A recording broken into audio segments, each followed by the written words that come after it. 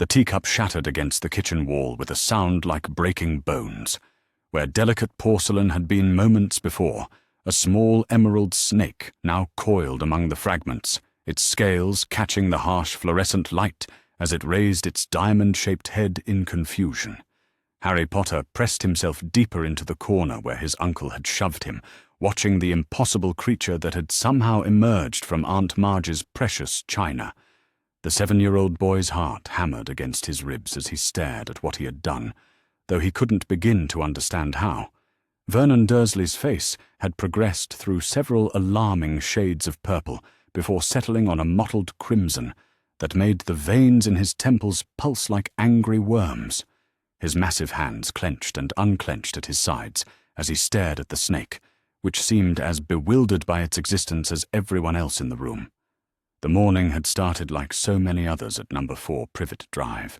Harry had been relegated to the kitchen corner, while the Dursleys entertained Aunt Marge, who had arrived the previous evening with her usual collection of complaints about modern society and pointed observations about Harry's inherent defectiveness.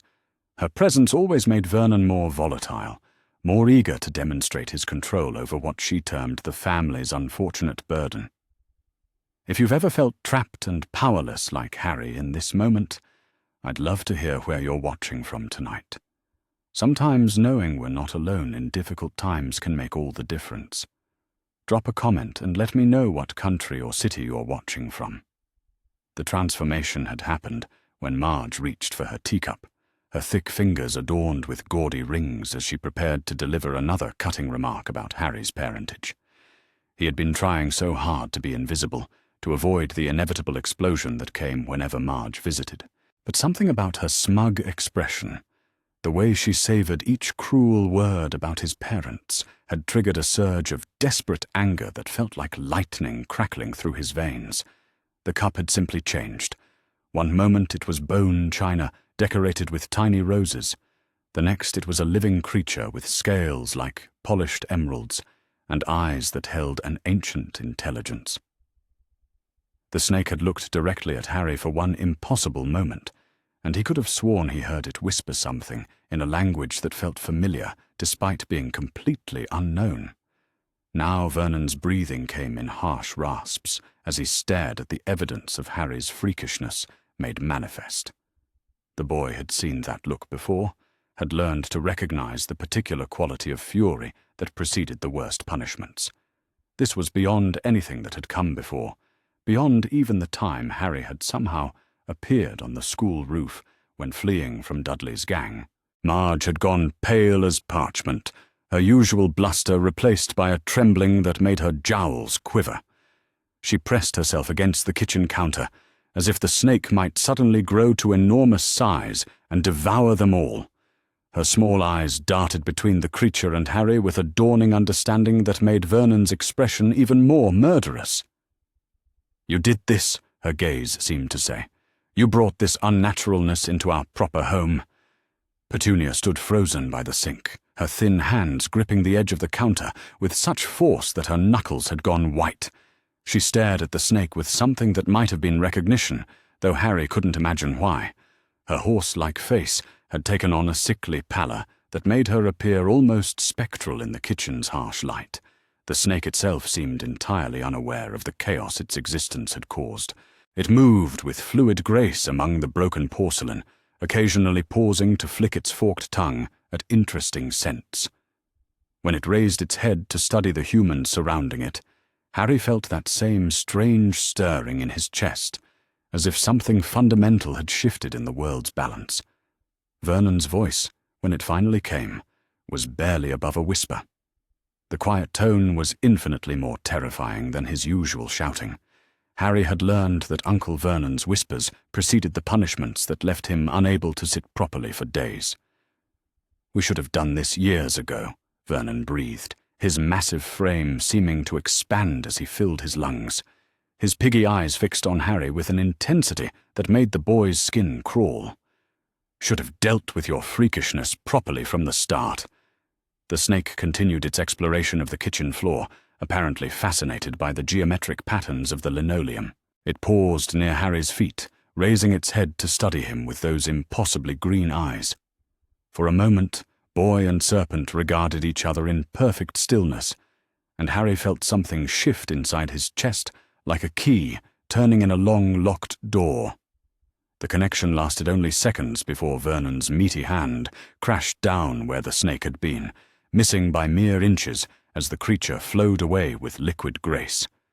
The impact against the linoleum sent vibrations through the floor that Harry felt in his bones. "That's it," Vernon snarled, all pretense of control abandoned. His face had gone beyond red into territory that suggested imminent cardiac arrest. "I've had enough of this madness. Enough of you bringing your abnormality into my house, corrupting my family with your freakish nonsense." Harry tried to make himself smaller as his uncle advanced, pressing his thin shoulders against the kitchen wall until the paint felt cold through his oversized shirt. He had learned not to run when Vernon entered this state. Running only made everything worse, prolonged the inevitable punishment, and gave his uncle excuse to involve the belt or worse implements from the garden shed. But something was different this time. The rage in Vernon's eyes held a finality that Harry had never seen before, a resolution that spoke of lines being crossed from which there would be no return. The massive man's breathing had taken on a quality that reminded Harry of the neighborhood bulldog when it cornered smaller animals. "You've brought something unnatural into my home for the last time, boy," Vernon continued, his voice gaining volume as his control slipped further away. His massive form blocked any escape route from the corner where Harry cowered. "No more accidents, no more freakishness, no more pretending we can fix whatever's broken in you." The snake had positioned itself near the kitchen door, its scales catching the light as it moved in patterns that seemed almost hypnotic. Harry found his gaze drawn to the creature despite his terror, something about its presence providing an unexpected comfort amid the escalating nightmare. Marge had recovered enough of her composure to add her voice to the growing condemnation. Her words came out in a rush, as if she feared losing her nerve if she paused too long between accusations. "I've been telling you for years, Vernon," she declared, her voice shrill with vindication. "The boy's fundamentally damaged, just like his worthless parents were. You can't normalize something that's rotten from the core. Some problems require permanent solutions." The words hit Harry like physical blows, each syllable carrying the weight of 7 years' worth of accumulated resentment and disgust. He had grown accustomed to their casual cruelty, had learned to let their insults wash over him without visible reaction. But something about this moment felt different, more significant, as if the rules that had governed his existence were about to change forever. Vernon's approach was methodical now, each step calculated for maximum intimidation. His massive frame cast a shadow that seemed to swallow the corner where Harry huddled, making the kitchen feel smaller and more suffocating with each passing moment. Petunia's voice came from somewhere behind Vernon, thin and reedy, but carrying an edge of hysteria that made Harry's skin crawl. She had finally found her voice, though what emerged was barely recognizable as human speech. "Get it out," she whispered, her words gaining strength as she repeated them. "Get it out of my house. Get them both out before the neighbors see, before anyone knows what kind of freakishness we've been harboring all these years." The snake paused in its exploration to regard Petunia with what might have been curiosity. Its head tilted at an angle that seemed almost contemplative, as if it were evaluating the hysteria in her voice and finding it lacking in substance. Vernon's hand shot out without warning, catching Harry's shirt collar and hauling him upright with brutal efficiency. The boy's feet barely touched the floor as his uncle's grip tightened, cutting off air and making spots dance across his vision. "Cupboard," Vernon growled, the single word carrying more menace than paragraphs of threats. "Now." The journey to Harry's prison was swift and painful, Vernon's massive strides forcing the boy to stumble along or risk being dragged across the floor. The cupboard under the stairs had been Harry's bedroom for as long as he could remember, a space barely large enough for a child's cot and the collection of broken toys that served as his only possessions. Vernon shoved him inside with enough force to send Harry crashing into the back wall, where spider webs caught in his unruly hair and the smell of mothballs filled his nostrils. The door slammed shut with a finality that reverberated through the small space like thunder. But Vernon wasn't finished. Harry could hear his uncle's heavy breathing on the other side of the door, could practically feel the rage radiating through the thin wood. When Vernon spoke again, his voice carried a promise that made Harry's blood turn to ice in his veins. "You think you're clever, don't you, boy?" Vernon hissed through the door. "Think your freakish tricks will protect you forever? Well, let me tell you something about the real world, something your freak parents never lived long enough to learn." The silence stretched between them, filled only by Vernon's labored breathing and the distant sound of Petunia's continued hysteria from the kitchen. Harry pressed himself against the back wall of the cupboard, making himself as small as possible, while his mind raced through possibilities for escape that didn't exist. When Vernon continued, his words carried a cold calculation that was infinitely more terrifying than his usual explosive rage. This was Vernon at his most dangerous, when his fury had crystallized into something resembling rational thought. "No more food until you explain how you did that freakish thing with Marge's cup," Vernon declared, his voice carrying the weight of absolute authority.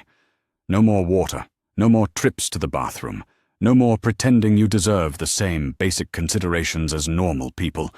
You'll stay in there until you tell us exactly what kind of freakishness you brought into my house, and then we'll decide what to do with you permanently." The word permanently hung in the air between them like a death sentence. Harry had endured countless punishments over the years, had learned to survive on minimal food and even less affection. But something about Vernon's tone suggested that his uncle had moved beyond punishment into territory that had no boundaries, no rules, no safety nets of any kind. Hours passed with agonizing slowness. Harry could hear the normal sounds of household life continuing around him, as if the morning's events had been nothing more than a minor disruption in the Dursleys' routine. Marge's voice drifted from the sitting room, animated now as she regaled Petunia with theories about genetic defects and the necessity of strong corrective measures. The hunger started as a gnawing sensation that Harry recognized from countless previous punishments. But as the day wore on and no food appeared, it evolved into something sharper, more desperate. His 7-year-old body had little in reserve to begin with, and Vernon's restrictions had ensured he never maintained much weight to sustain him through extended deprivation. By evening, when the sounds from the kitchen indicated dinner preparations, Harry's desperation had reached a peak that made thinking difficult. The smell of roasting chicken drifted under the cupboard door like torture, reminding him of everything he was being denied for the crime of existing. It was then that Vernon returned, his footsteps heavy on the stairs above Harry's prison. The boy could track his uncle's movement through the house by the creaking of floorboards, could predict the moment when those massive feet would appear outside his door. When the door opened, Vernon filled the frame like an avenging demon. His face had returned to its normal color, but his eyes held a cold fury that was somehow worse than his earlier explosive rage. He carried something in his right hand, though the angle made it difficult for Harry to see what. "Still nothing to say, boy?"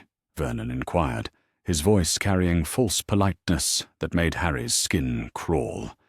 "Still pretending you don't know how that freakish business happened in my kitchen this morning?" Harry opened his mouth to speak, to offer some explanation that might appease his uncle's rage, but found that no words would come. How could he explain something he didn't understand himself, something that defied every rule of reality he had been taught to accept? The silence seemed to enrage Vernon more than any protestation might have.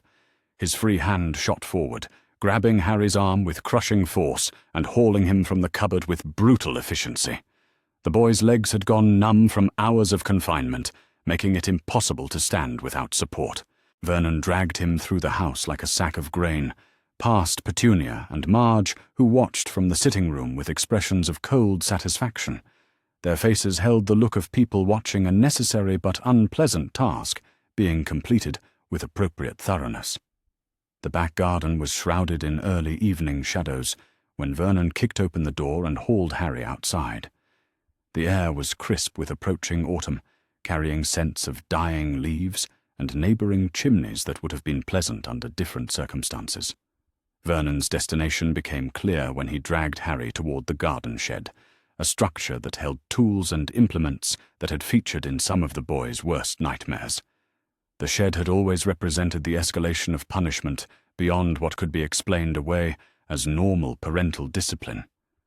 But Vernon stopped short of the shed, releasing Harry's arm so suddenly that the boy collapsed onto the damp grass.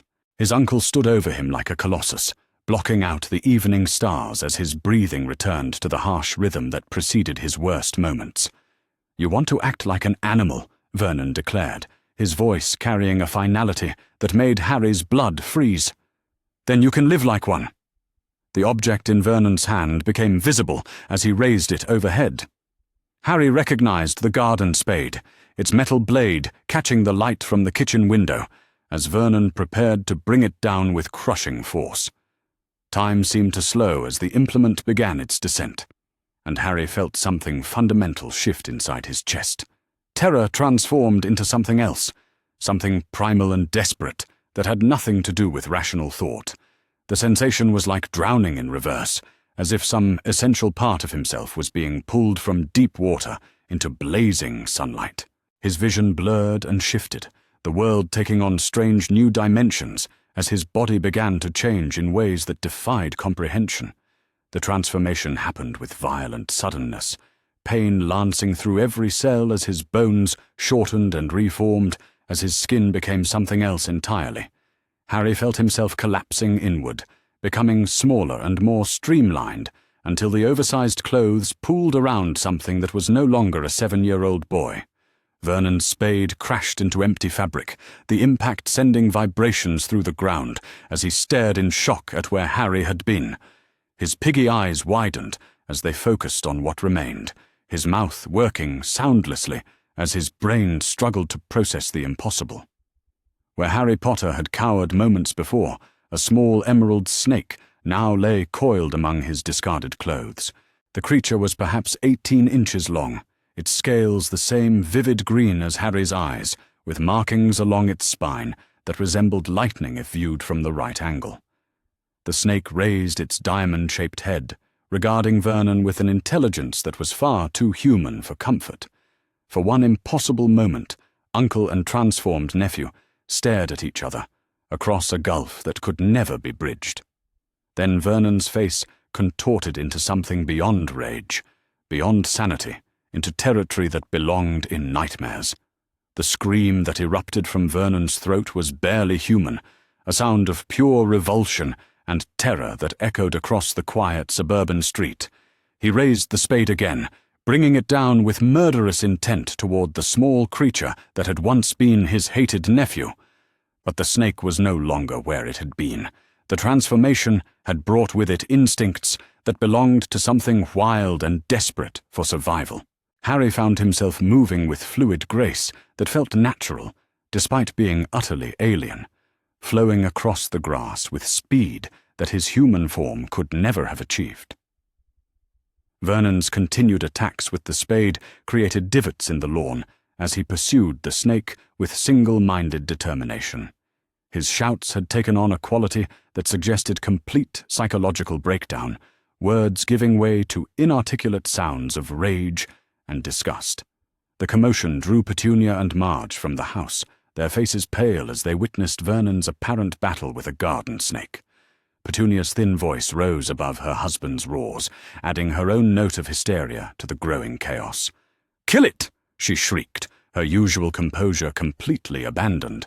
"Kill it before the neighbors see, before anyone knows what kind of freakishness has been living in our house." But the snake that had been Harry Potter was already moving toward escape, following instincts that belonged to something far older than human civilization. The creature flowed through gaps in the garden fence that would have been impossible for a child to navigate, seeking darkness and safety with desperate urgency. Behind him, Vernon's rage-filled voice continued to echo across Privet Drive, drawing lights in neighboring windows and concerned voices from adjacent gardens. The careful facade of suburban respectability that the Dursleys had maintained for years was cracking apart with spectacular thoroughness. The snake paused at the edge of Mrs. Figg's garden, some part of Harry's consciousness recognizing the old woman who had watched him during the Dursleys' rare outings. Her house had always seemed different somehow, more welcoming despite its exterior cats and cluttered appearance.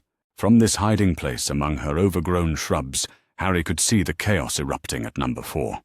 Lights were coming on throughout the street as neighbours emerged to investigate the disturbance. Vernon stood in his back garden like a madman, still clutching the spade while he shouted about freakish occurrences and unnatural infestations. The snake that was Harry Potter coiled deeper into the protective darkness, his small body trembling with exhaustion and terror. He had escaped immediate death, but at a cost that he couldn't begin to comprehend. Something fundamental had changed. Some line had been crossed that could never be uncrossed. As the sounds of approaching sirens began to echo from the distance, drawn by concerned neighbours who had witnessed too much to ignore, Harry felt consciousness beginning to slip away.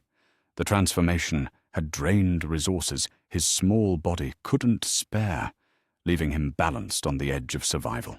His last clear thought before darkness claimed him was the desperate hope that morning would somehow restore the world to sanity, that he would wake to find this all had been nothing more than the worst nightmare of his young life. But deep in his snake brain, older instincts whispered truths that his human consciousness couldn't yet accept. The boy who had entered that garden would never emerge again. Something new had been born in that moment of desperate terror, something that belonged neither to the world of ordinary children nor to the careful lies that had sustained the Dursleys' existence. The transformation was complete, but the real changes were just beginning. The Ministry of Magic's annual celebration of young magical achievement filled the grand atrium with an atmosphere of barely contained excitement as the wizarding world's most promising children gathered to showcase their abilities and receive recognition for exceptional accomplishments. Harry Potter stood beside Andromeda Tonks near the event's registration area, his emerald eyes taking in the elaborate decorations and animated conversations that marked high society magical gatherings. 2 years had passed since his rescue from the Dursleys, transforming him from the terrified child who had fled into snake form into a confident young wizard whose reputation for extraordinary abilities had earned him invitation to events typically reserved for much older students. His presence at the celebration represented both personal milestone and public acknowledgement of his remarkable recovery. The formal robes he wore had been tailored specifically for his unique needs, their fabric enhanced with charms that would accommodate his animagus transformation if circumstances required such measures. The consideration for his unusual abilities had become routine among those who knew him well, but tonight would test his comfort with revealing his gifts to broader magical society. Andromeda's presence provided reassurance that helped manage any residual anxiety about social situations where he might encounter people who remembered his traumatic history, but her role had evolved from protective guardian to supportive family member who trusted his ability to handle challenging circumstances independently. The evening's formal program included presentations by young witches and wizards whose achievements in various magical disciplines had brought them to the attention of educational authorities and ministry officials. Harry's inclusion on the roster reflected recognition that his development had proceeded at pace that placed him among the magical world's most promising students. But it was the informal social interactions that would provide the evening's most significant tests of his emotional growth and resilience, beginning with his first encounter with Draco Malfoy, since the Malfoy family's attendance had been restored following Lucius's cooperation with ministry investigations into Death Eater activities. Draco approached with the entitled confidence that had characterized his behavior since childhood, his pale eyes carrying calculation that suggested he viewed Harry's presence as opportunity to establish social dominance through public humiliation. His opening comments were designed to provoke emotional reaction that would demonstrate Harry's fundamental instability. "Well, well, Potter," Draco drawled with affected superiority, his voice carrying just enough volume to attract attention from nearby guests. "I heard you spent time in a special facility for damaged magical children. Tell me, do they teach you how to control your freakish transformations? Or are you still likely to turn into a snake when you get scared?" The insult was crafted with precision that demonstrated sophisticated understanding of psychological manipulation, its references to Harry's trauma and unusual abilities designed to trigger defensive responses that would validate Draco's characterization of him as fundamentally unstable and unfit for respectable magical society. But Harry's response reflected 2 years of intensive therapy and personal growth that had transformed his relationship with both his traumatic history and his exceptional abilities. His voice remained calm and measured as he addressed Draco's provocation with maturity that surprised everyone within earshot. "My experiences at Rosewood House taught me many valuable things," Harry replied with composure that contained no trace of defensiveness or anger. Among them was the understanding that people who try to hurt others are usually revealing more about their own pain than anything about their targets. "I hope you find healthier ways to deal with whatever is troubling you, Draco." The response demonstrated psychological sophistication that left Draco visibly off balance, his prepared follow-up attacks rendered ineffective by Harry's refusal to engage in the expected pattern of provocation and retaliation. The surrounding guests' expressions showed recognition that Harry had handled the confrontation with grace that reflected genuine strength rather than mere politeness. Draco's retreat was accompanied by muttered threats about future consequences, but his obvious frustration at failing to provoke the desired reaction revealed the fundamental weakness that underlay his aggressive behavior. Harry's calm handling of the encounter had transformed potential humiliation into demonstration of remarkable emotional maturity. The incident's aftermath brought approaches from other young attendees who had witnessed the exchange and wanted to express admiration for Harry's restraint and wisdom. Their recognition of his growth provided external validation that supported his continuing development of positive self-image based on character rather than simply magical ability. But perhaps most significant was the approach of Professor Snape, who had observed the confrontation from across the atrium with expression that suggested surprise at Harry's handling of deliberate provocation. The potions master's decision to acknowledge Harry's behavior represented significant evolution in their complex relationship. "Mr. Potter," Snape said with tone that carried grudging respect rather than his typical disdain, "your response to young Malfoy's crude attempt at intimidation demonstrated remarkable self-control.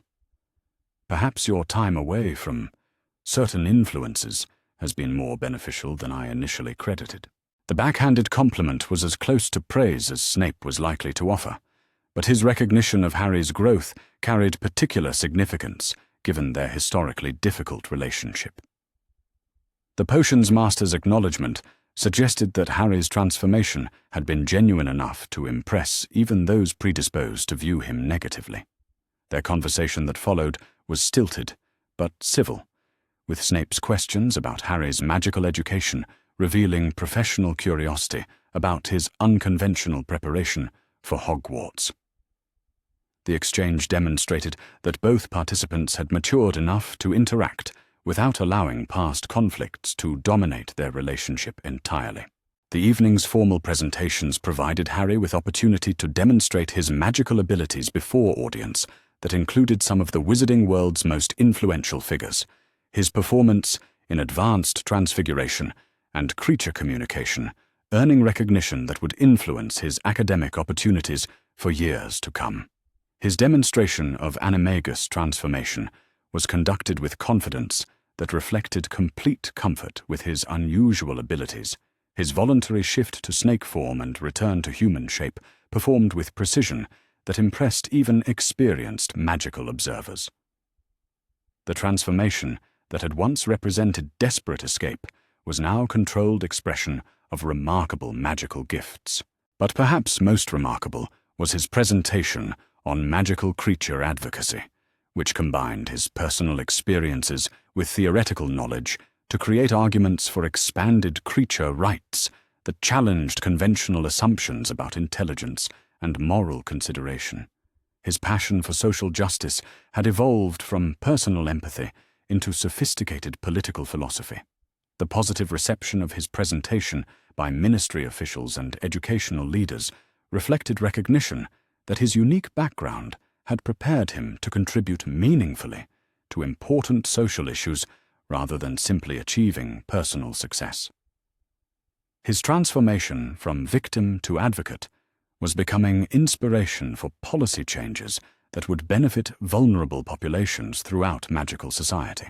The evening's conclusion brought invitation to join exclusive gathering of young magical prodigies whose abilities had earned them early recognition and advanced educational opportunities. Harry's inclusion in this elite group represented acceptance by magical society's most accomplished youth as peer rather than curiosity. But it was during the informal conversations that followed that Harry encountered his most significant test of the evening when he met Thomas Clearwater, a 9-year-old wizard whose circumstances bore disturbing similarities to Harry's own traumatic history. The boy's obvious distress and carefully hidden injuries triggered protective instincts that demanded immediate action.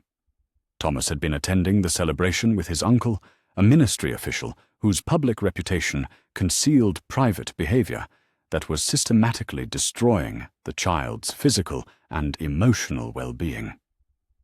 The boy's responses to simple questions revealed a pattern of abuse that Harry recognized with startling clarity, despite Thomas's attempts to maintain protective silence. The situation required delicate handling that balanced Thomas's immediate safety with the need to gather evidence that would support official intervention, challenges that tested Harry's growing maturity and judgment in ways that academic achievement alone could never have prepared him to handle. Harry's approach to helping Thomas drew upon his own experiences with trauma, while respecting the boy's autonomy and emotional boundaries.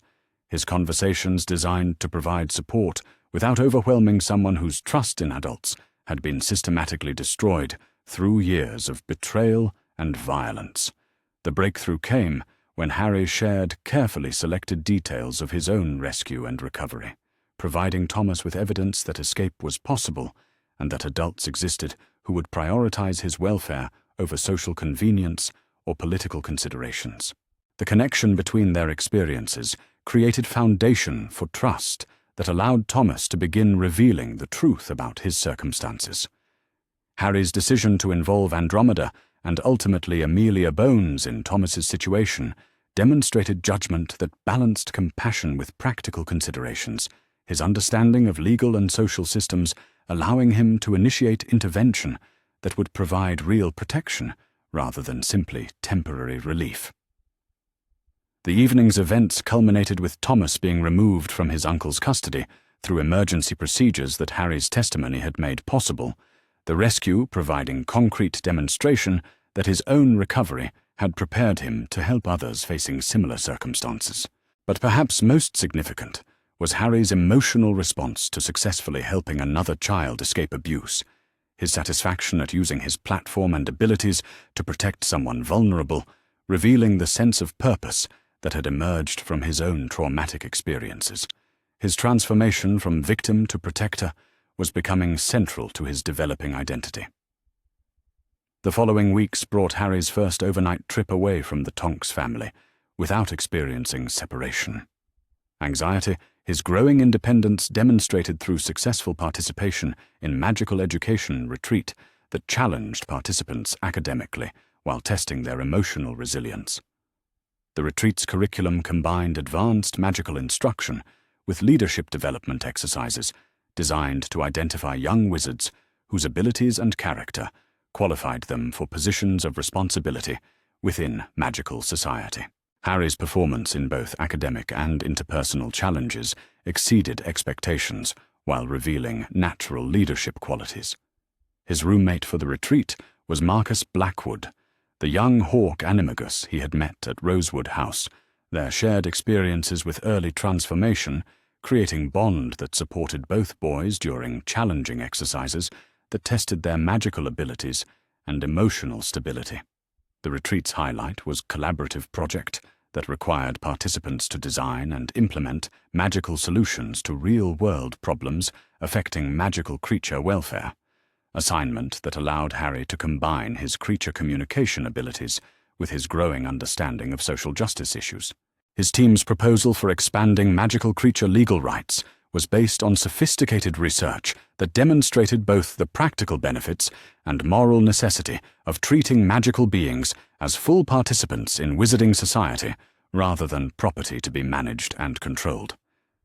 The presentation of their project to retreat faculty and guest evaluators was received with enthusiasm that suggested genuine policy interest rather than simple academic exercise. Validation that Harry's unique background was preparing him to contribute meaningfully to important social issues.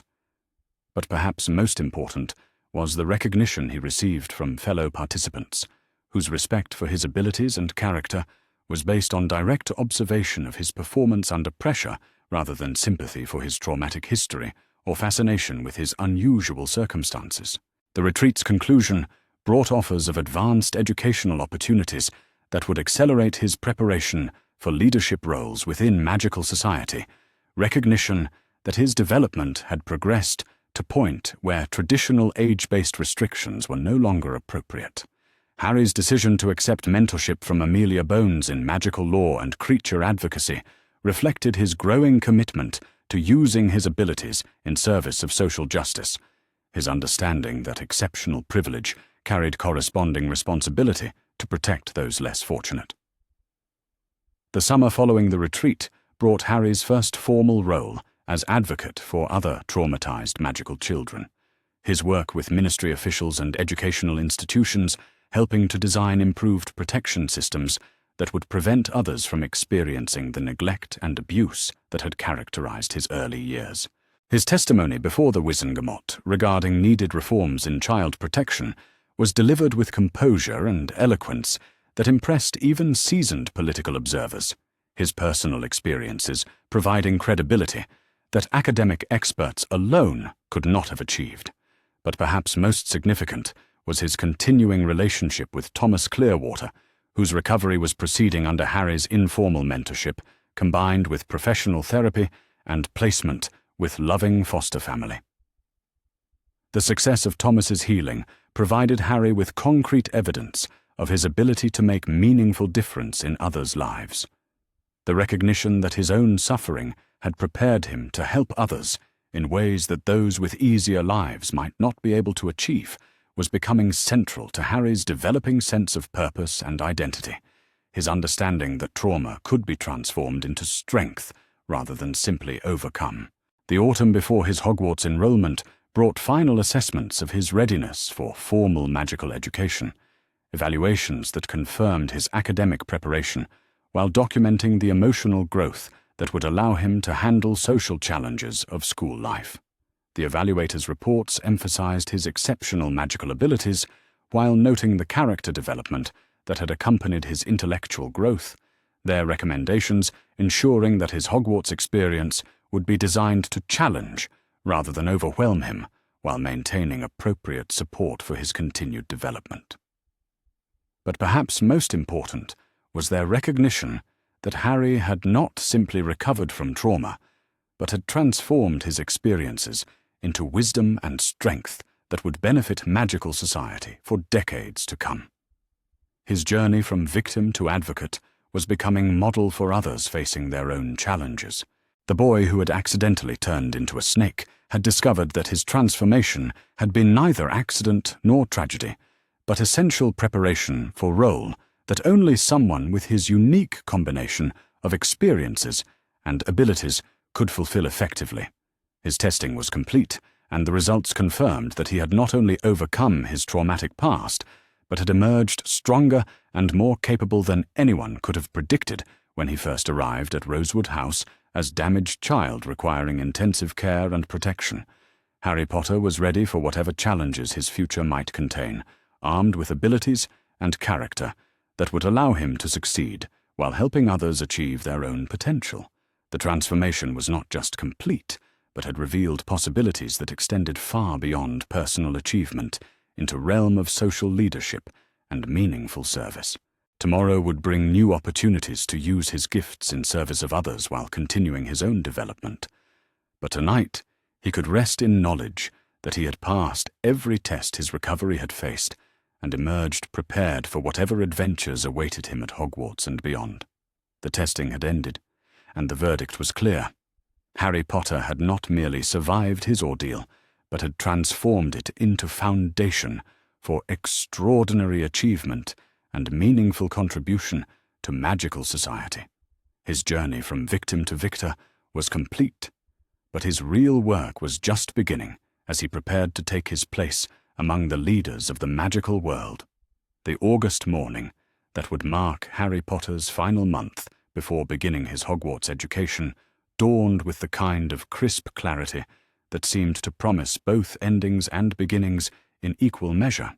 He stood in the Tonks family garden, watching the sunrise paint the sky in shades of gold and rose, while contemplating the magnitude of changes that awaited him in just a few weeks. 2.5 years had passed since his rescue from the Dursleys, transforming him from a terrified child who had fled into snake form to escape violence into a confident young wizard whose reputation for exceptional abilities had earned him recognition throughout magical society. Yet as his departure for Hogwarts approached, new anxieties were emerging that challenged his hard-won sense of security and belonging. The concerns that occupied his thoughts were different from the fundamental safety fears that had dominated his early recovery, reflecting instead the normal worries of an 11-year-old who was about to leave home for the first time. But for Harry, these ordinary anxieties were complicated by awareness that his background was anything but ordinary, creating uncertainties about how he would fit into a community of children who had grown up with the kind of stable magical families he had only recently discovered. Andromeda found him there as the morning light strengthened, her understanding of his emotional state evident in her gentle approach and the tea service she carried that would transform his solitary contemplation into shared conversation. Her presence had become one of the constants that anchored his sense of security, but even that comforting relationship would soon be tested by distance and independence. "You're thinking about Hogwarts, aren't you?" she observed as she settled beside him on the garden bench, her voice carrying the warmth that had made her such an effective maternal figure despite her lack of biological connection to him. "The closer September gets, the more real it becomes, and the more complicated your feelings about it grow." Her recognition of his internal conflict provided the opening he needed to voice concerns that had been building for weeks, worries that seemed simultaneously reasonable and irrational, depending on his current emotional state.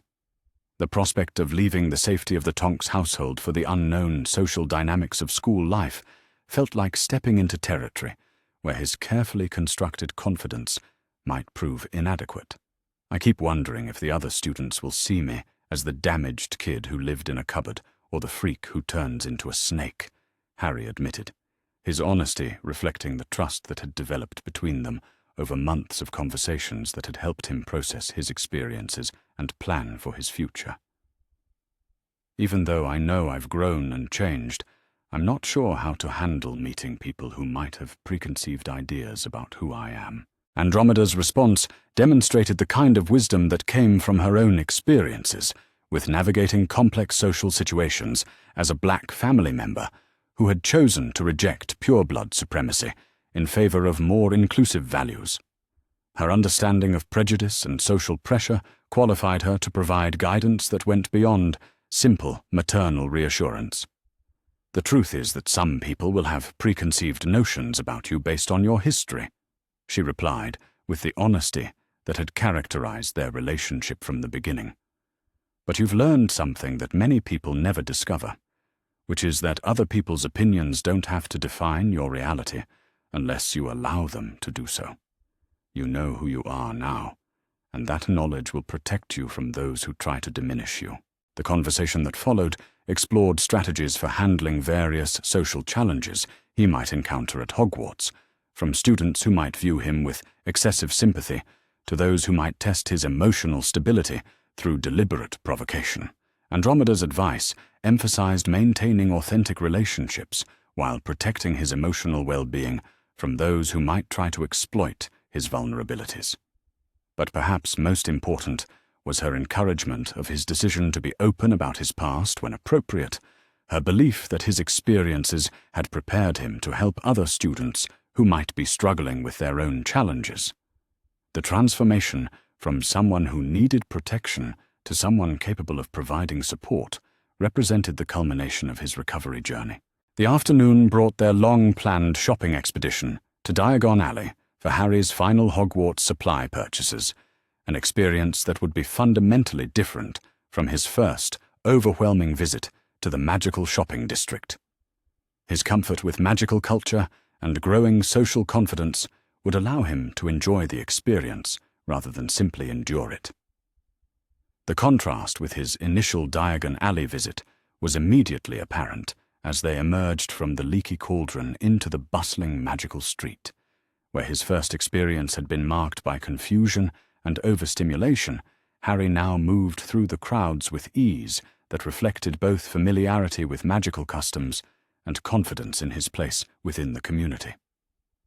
The recognition he received from shop owners and other customers was respectful rather than pitying, their greetings acknowledging his remarkable recovery, while treating him as accomplished young wizard rather than former victim. The transformation in how others responded to him reflected the genuine changes in his presentation and demeanor that had accompanied his emotional healing.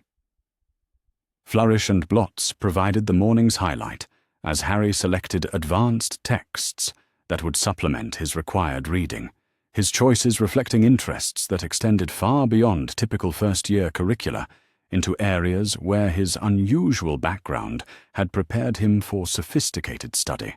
The shop's proprietor noted his selections with approval that suggested recognition of genuine scholarly potential.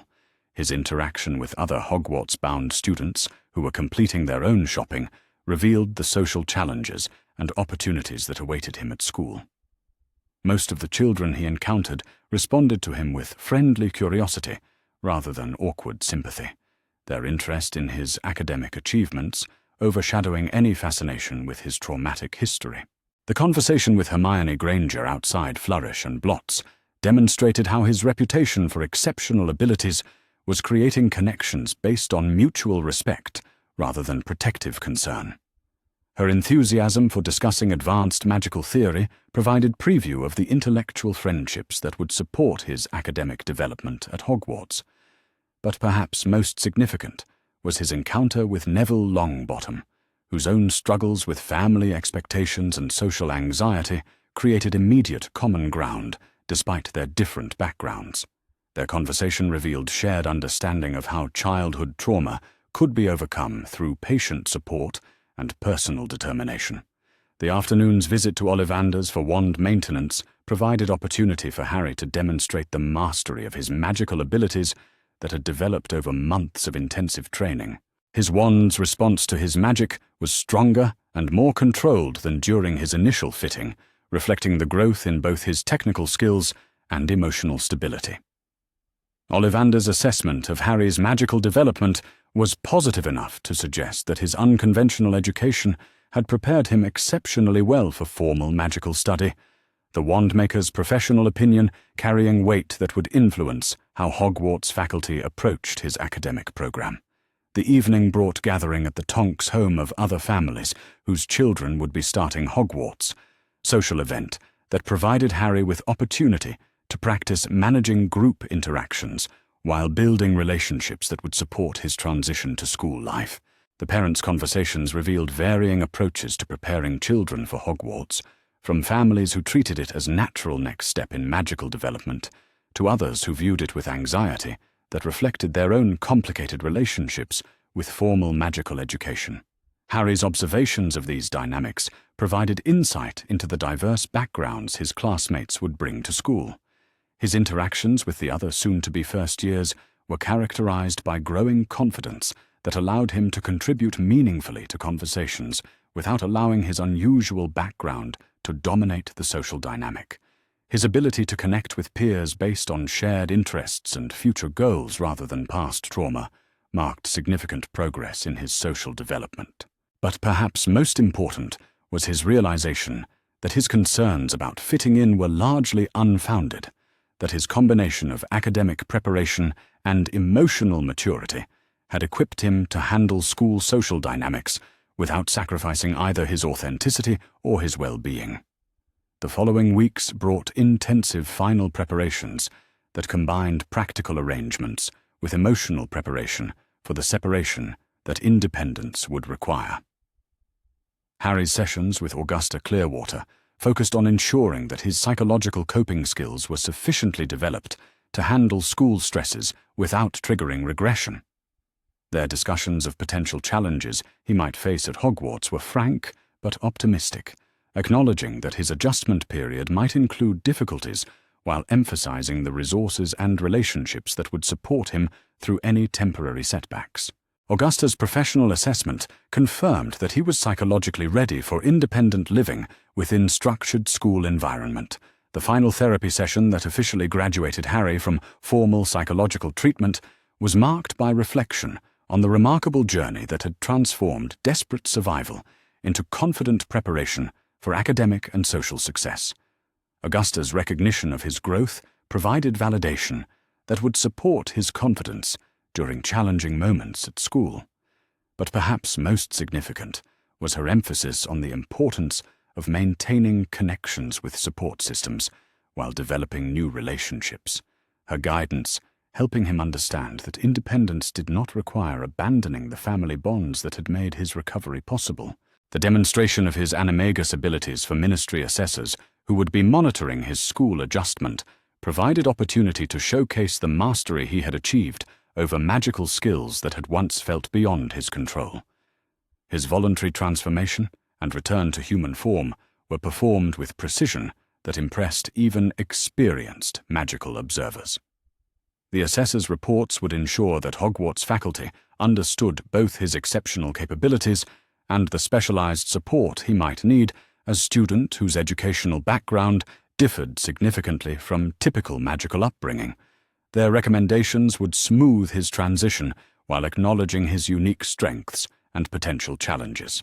His final conversations with Ted about magical creature advocacy revealed plans for continuing their collaborative work during school holidays, ensuring that his commitment to social justice would be maintained and developed even while he focused on formal education.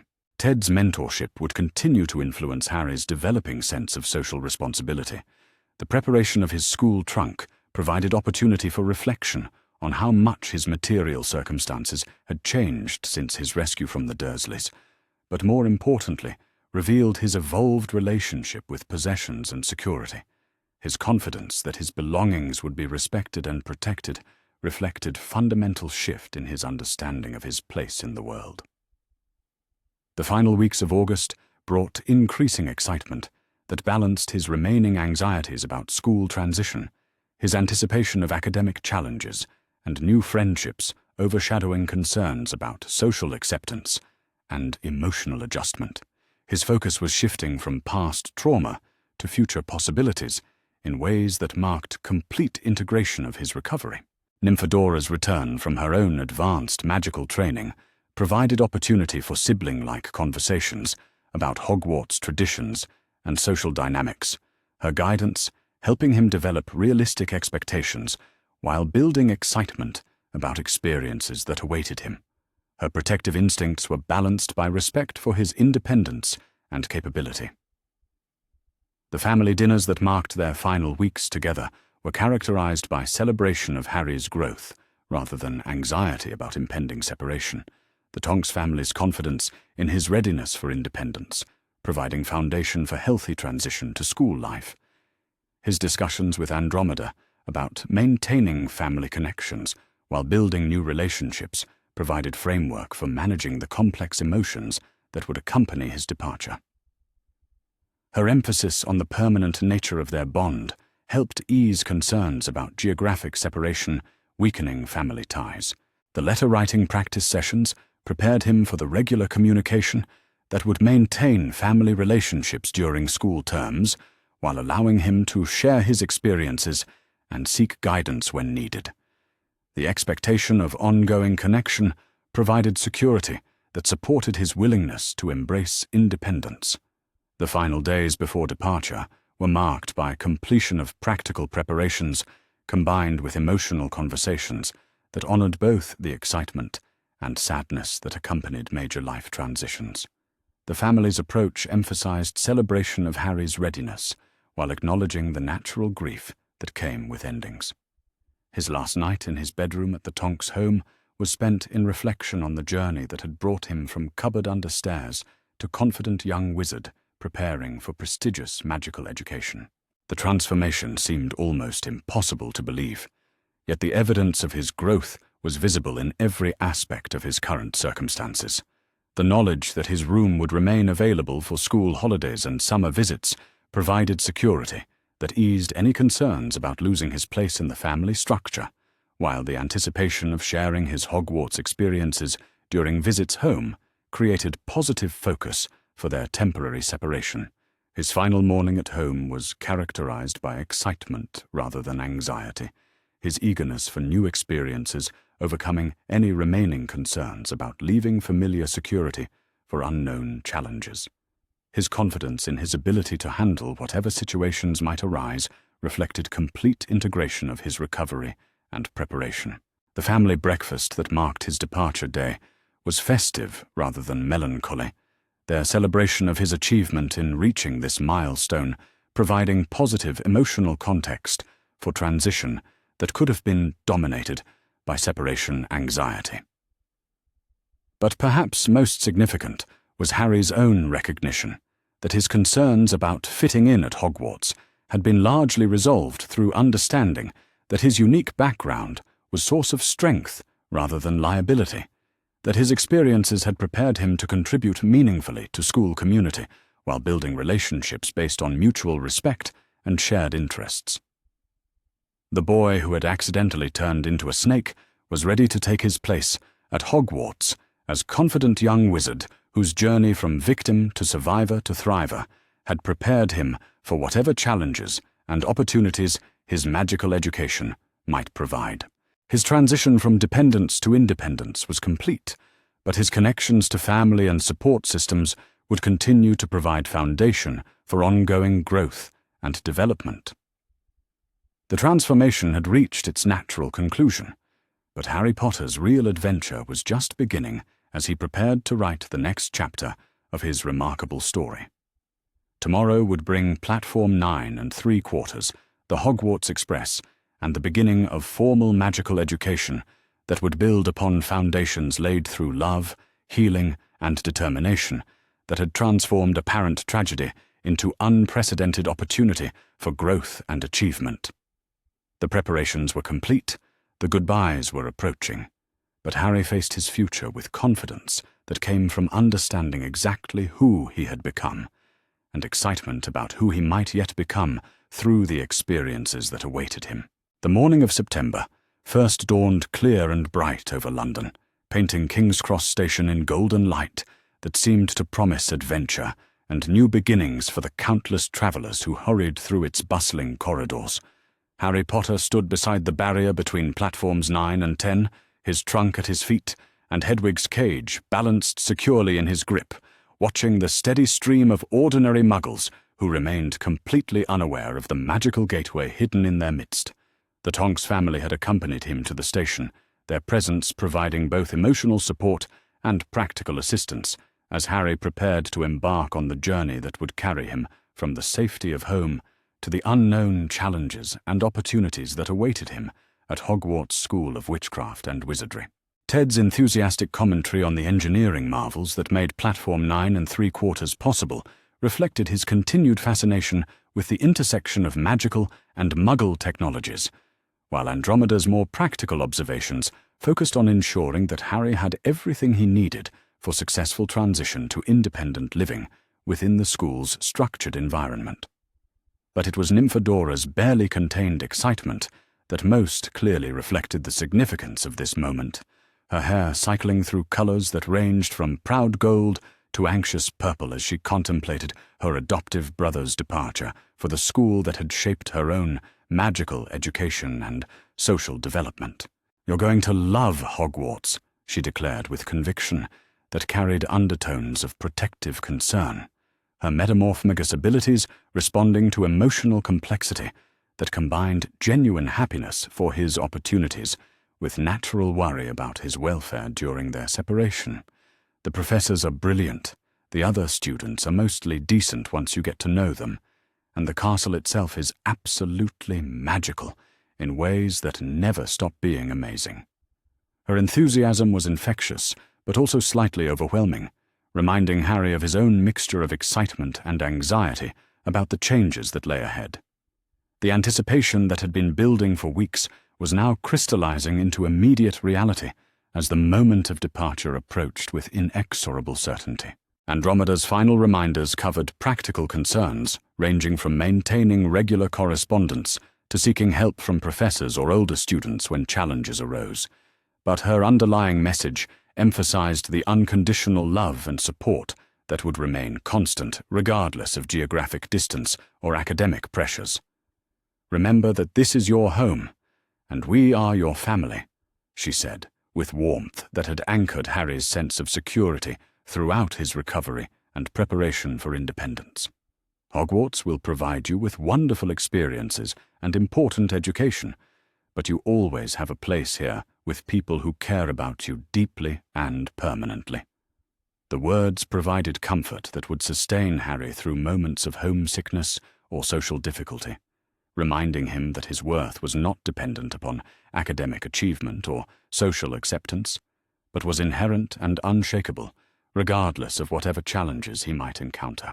The passage through the barrier was accomplished with confidence that reflected both familiarity with magical transportation and excitement about the adventure that lay beyond, Harry's stride purposeful as he emerged onto platform 9 3/4 with its distinctive atmosphere of controlled chaos and barely contained magical energy.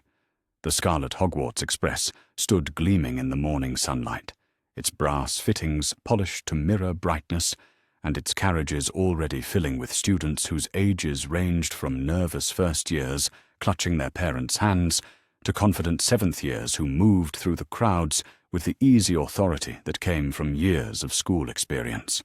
The platform itself was a marvel of magical engineering that accommodated hundreds of families while maintaining intimate atmosphere that allowed for meaningful farewells and reunion celebrations. The sounds of excited conversations in dozens of languages mixed with the calls of various magical creatures and the steady rhythm of the locomotive's preparation for departure. Harry's final goodbyes with the Tonks family were conducted with appropriate gravity, tempered by anticipation rather than anxiety, their expressions of love and confidence providing emotional foundation for successful transition to school life. The hugs they exchanged carried warmth that would sustain him through difficult moments while celebrating achievement that represented culmination of a remarkable recovery journey. The boarding process was accomplished with efficiency that reflected both his personal organization and growing social confidence, his interactions with fellow passengers marked by friendly curiosity rather than the painful self-consciousness that had characterized his early attempts at peer relationship. His compartment search led him to encounter 2 other first-year students whose conversations revealed intellectual interests and social concerns that aligned with his own developing identity as both exceptional student and socially conscious advocate for those who faced various forms of discrimination or disadvantage. Hermione Granger was deep in animated discussion of advanced magical theory with Ronald Weasley, whose practical experience with magical culture provided grounding that complemented her academic enthusiasm while creating dynamic that promised intellectually stimulating and emotionally supportive friendship. Their invitation for Harry to join their compartment was extended with warmth that reflected genuine interest in his company, rather than curiosity about his famous background or sympathy for his traumatic history, setting tone for relationships based on mutual respect and shared interests, rather than obligation or protective concern. The conversation that developed as the train pulled away from London revealed remarkable compatibility among the 3 students, despite their vastly different backgrounds and educational experiences. Hermione's Muggle heritage created common ground with Harry's unusual upbringing, while Ron's pure-blood magical family provided cultural context that would help both of them navigate Hogwarts' social dynamics more effectively.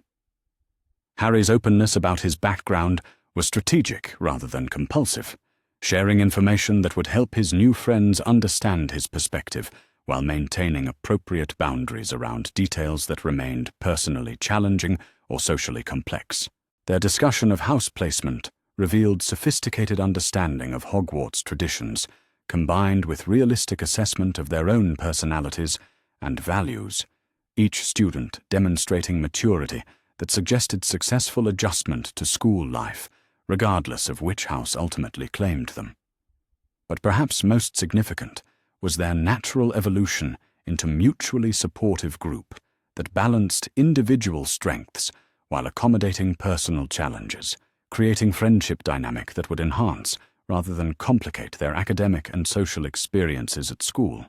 The journey to Hogwarts provided opportunity for Harry to observe his future classmates while processing his own emotional response to leaving home for extended period, his confidence in his preparation balanced by natural anxiety about unknown social and academic challenges.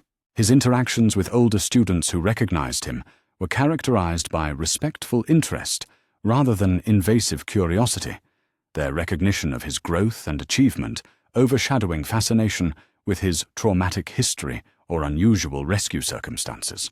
The arrival at Hogsmeade Station was marked by controlled excitement that reflected both anticipation of new experiences and confidence in ability to handle whatever challenges might arise, Harry's emotional state characterized by eagerness rather than anxiety, as he prepared for his first glimpse of the castle that would become his second home.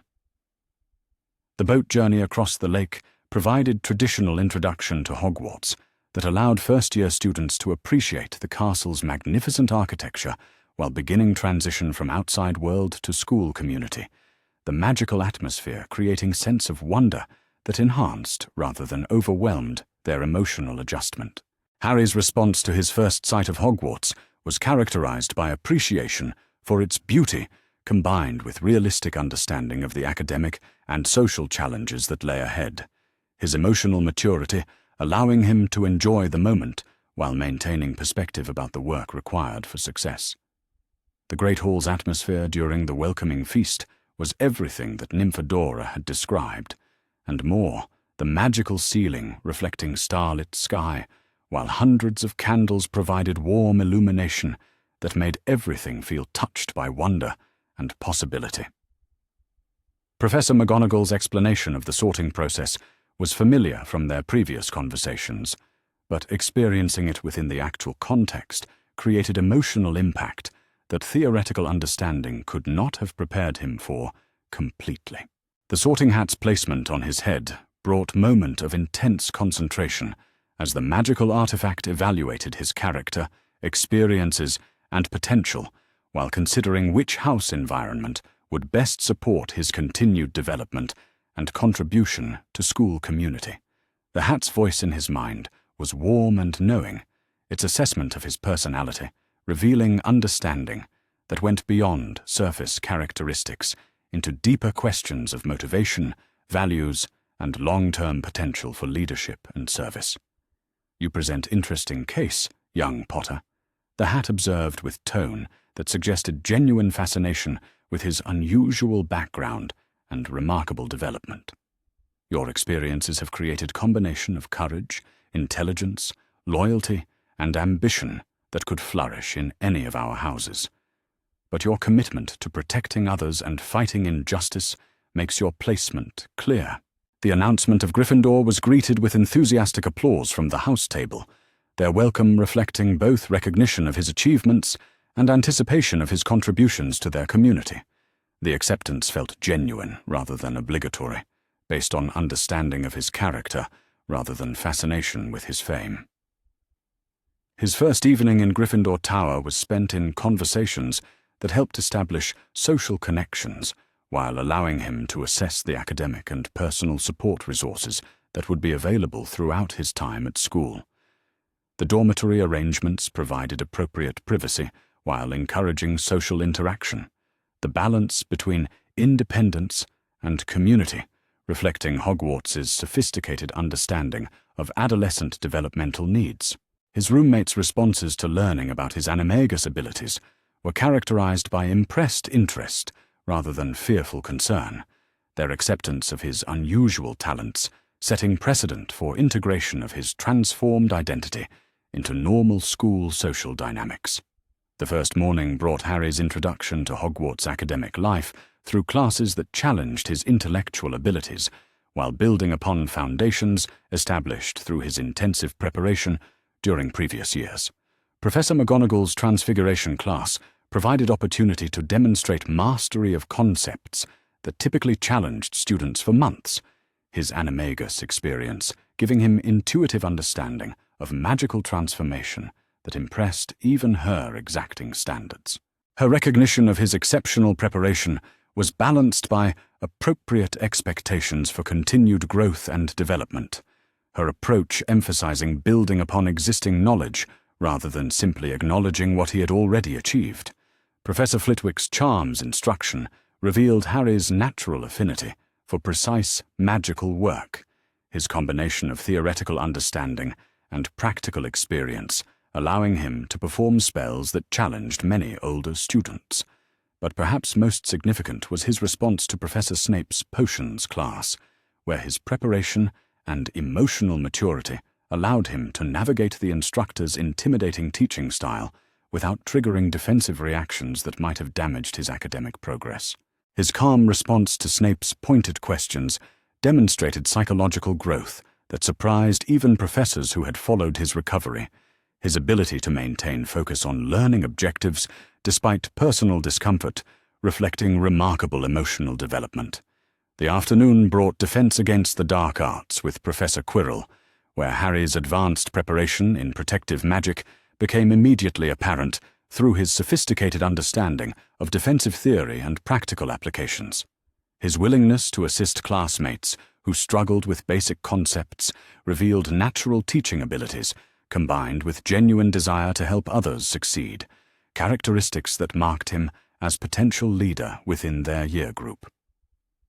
The evening study period provided opportunity for Harry to help fellow first years adjust to academic expectations while processing his own responses to return to structured educational environment after years of individualized instruction. His mentoring of students who were struggling with homesickness drew upon his own experiences with family separation while demonstrating empathy and practical wisdom that impressed both peers and supervising older students. The informal gatherings in Gryffindor Common Room revealed house culture that emphasized courage and justice in ways that aligned perfectly with Harry's developing values and social commitments, creating an environment where his advocacy for vulnerable populations could flourish rather than being viewed as unusual preoccupation. His first voluntary transformation to snake form within dormitory setting was conducted with careful attention to roommates' comfort levels, his explanation of the stress relief benefits creating understanding that led to acceptance rather than fear or rejection. The other students' fascination with his abilities was balanced by respect for his privacy and emotional needs, their questions reflecting genuine interest rather than invasive curiosity about traumatic aspects of his background. His evening letter home to the Tonks family was filled with genuine enthusiasm for his new experiences, combined with expressions of gratitude for the preparation and support that had made his successful adjustment possible. The writing process itself provided opportunity for reflection on how completely his circumstances had changed since his rescue, his current happiness and confidence contrasting sharply with the desperate fear that had characterized his transformation years earlier. His description of new friendships emphasized their foundation in mutual respect and shared interests rather than sympathy or protective concern, demonstrating growth that had prepared him for healthy peer relationships based on authentic rather than damaged identity. The academic challenges he described were characterized as exciting opportunities rather than overwhelming obstacles, his confidence in his preparation balanced by realistic assessment of areas where continued growth would be necessary. His expression of love and appreciation for his adoptive family reflected secure attachment that would sustain him through difficult moments while celebrating independence that represented successful culmination of their investment in his recovery and development. The weeks that followed established patterns that would characterize Harry's successful integration into Hogwarts community, his combination of exceptional academic abilities and natural leadership qualities, creating opportunities for both personal achievement and meaningful service to others. His reputation among fellow students was based on character and capabilities, rather than tragic history or famous name.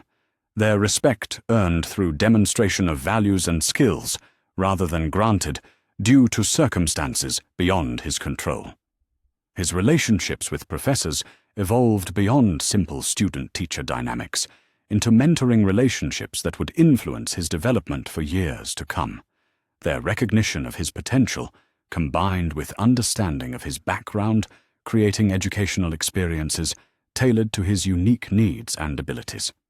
His continued correspondence with the Tonks family provided emotional anchor that supported his independence while maintaining family connections that had been crucial to his recovery, the balance between autonomy and support reflecting healthy attachment relationships. But perhaps most significant was his growing recognition that his traumatic experiences had been transformed into sources of strength rather than simply overcome or forgotten. His ability to help other students facing various challenges, demonstrating wisdom that could only have been gained through surviving and recovering from serious adversity. The boy who had accidentally turned into a snake to escape violence had discovered that his transformation had been beginning rather than ending, opening doors to possibilities that extended far beyond personal survival into realm of meaningful contribution to magical society. His arrival at Hogwarts represented not just successful recovery from trauma, but emergence as confident young wizard whose unique experiences had prepared him for leadership roles that would benefit countless others throughout his life. The future stretched ahead, filled with possibilities, limited only by his imagination and determination, academic challenges that would develop his abilities, friendships that would enrich his understanding of human nature, and opportunities to use his gifts in service of causes larger than personal advancement. Harry Potter was no longer the terrified child who had lived in cupboard under stairs, but had become young wizard whose journey from victim to victor had prepared him for adventures that would reshape magical world while fulfilling potential that early trauma had threatened to destroy completely. The transformation was complete, the rescue had become Renaissance, and the real adventure was just beginning as Harry prepared to write next chapter of story that had already exceeded every expectation about what was possible when love met determination in circumstances that demanded nothing less than complete transformation. His new beginning was not just personal achievement, but inspiration for others facing their own challenges, demonstration that even darkest circumstances could be transformed into foundation for remarkable success when proper support met individual courage and determination. Tomorrow would bring additional opportunities for growth and discovery, but tonight Harry Potter could rest in knowledge that he had not merely survived his ordeal, but had emerged stronger, wiser, and better prepared to help others than anyone could have predicted when he first fled into snake form to escape violence that had threatened to destroy him. The snake had saved the boy had saved himself, and now the young wizard was ready to help save others while achieving greatness that would honor both his parents' memory and adoptive family's love in ways that extended far beyond anything previously imagined possible. The alarm bells in the Department for Regulation and Control of Magical Creatures began their urgent clamor at precisely 11:37 p.m., their bronze voices cutting through the Ministry's nighttime stillness with mechanical precision. The Accidental Magic Reversal Squad's monitoring station, buried 3 levels beneath London's bustling streets, erupted into activity as crimson warning lights bathed the curved walls in bloody illumination. Kingsley Shacklebolt looked up from the case files scattered across his desk, his dark eyes immediately focusing on the massive detection array that dominated the far wall of the monitoring chamber. The magical surge readings were unlike anything he had seen in 15 years of ministry service, the needle on the primary gauge swinging so violently that he briefly wondered if the equipment had malfunctioned. The magnitude was staggering. Most accidental magic incidents registered between 5 and 20 units on the Merlin scale, barely enough to warrant official investigation beyond a standard memory modification. Occasionally, a particularly gifted or distressed young wizard might generate readings in the 40 to 60 range, requiring more substantial intervention to maintain the international statute of secrecy. This reading approached 300 units. Kingsley's long fingers moved with practiced efficiency across the control panel, calling up additional data streams that painted an increasingly alarming picture. The surge had originated from Little Whinging, Surrey, specifically from a residential area that the ministry's geographic databases identified as Privet Drive. More troubling still, the magical signature carried undertones that set his teeth on edge, harmonics that reminded him of readings taken near dark artifacts or locations touched by ancient magic. The secondary monitoring station chimed with incoming priority communications, drawing Kingsley's attention to a cascade of reports flowing in from various ministry departments. The Misuse of Muggle Artifacts Office had registered simultaneous malfunctions in 17 different monitoring devices within a 5-mile radius of the surge point. The Department of Magical Transportation reported temporary disruption to flu networks throughout Surrey. Even the spell damage ward at St. Mungo's had noted unusual fluctuations in their diagnostic equipment. Amelia Bones materialized in the monitoring chamber's main doorway with the purposeful stride that had made her legendary throughout the Aura department. Her grey hair was pulled back in its characteristic severe bun, and her monocle glinted in the emergency lighting as she surveyed the chaos with practiced calm. "What do we have, Shacklebolt?" she demanded without preamble, her voice carrying the authority of someone accustomed to receiving immediate answers to difficult questions. Kingsley gestured toward the still fluctuating readouts with one hand while accessing additional data screens with the other. The magnitude alone should have blown out every piece of monitoring equipment within 50 miles, but somehow the surge was contained, localized to a specific address in what our records indicate is a heavily Muggle-populated area. Amelia's monocle caught the light as she leaned forward to examine the readings more closely. Her expression shifted through several degrees of concern before settling into the grim determination that had carried her through decades of investigating the magical world's darker mysteries. 300 units from a residential address, she mused, her tone suggesting calculations being performed at lightning speed. Either we're dealing with a catastrophic artifact failure, or something has gone very wrong with a young witch or wizard. How quickly can we get a team on site?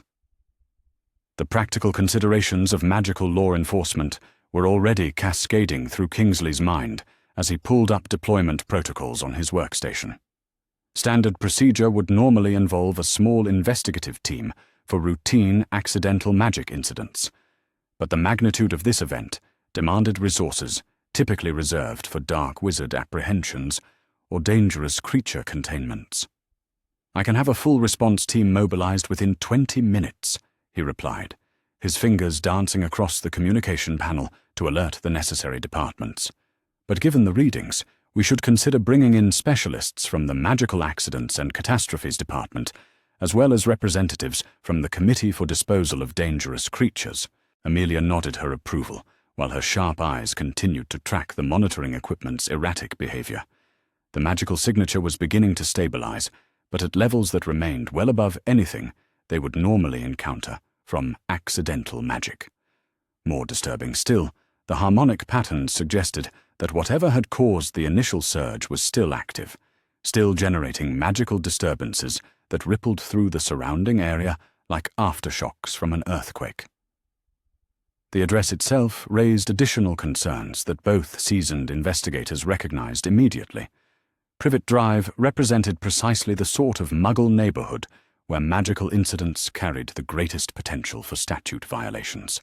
Suburban communities with their busy social networks and observant neighbors created environments where unusual occurrences could not easily be dismissed or contained.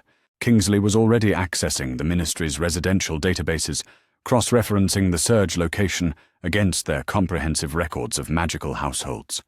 What he found made his blood run cold in ways that had nothing to do with the chamber's efficient air conditioning. "Amelia," he said slowly, his voice carrying undertones that made her look up from the monitoring displays with sharp attention. The surge originated from number 4 Privet Drive. According to our records, that address is the registered residence of one Harry Potter. The silence that followed this revelation was profound enough to make the chamber's background humming seem deafening. Amelia's face went through several subtle transformations as the implications cascaded through her analytical mind, each possibility more troubling than the last. Harry Potter had been placed with his Muggle relatives following the defeat of you-know-who 7 years earlier, a decision that had generated considerable controversy within the upper echelons of magical government. Dumbledore had insisted that the boy would be safer growing up away from the wizarding world, protected by ancient magic that would keep him secure until his Hogwarts letter arrived. But a 300-unit magical surge suggested that something had gone catastrophically wrong with those careful arrangements.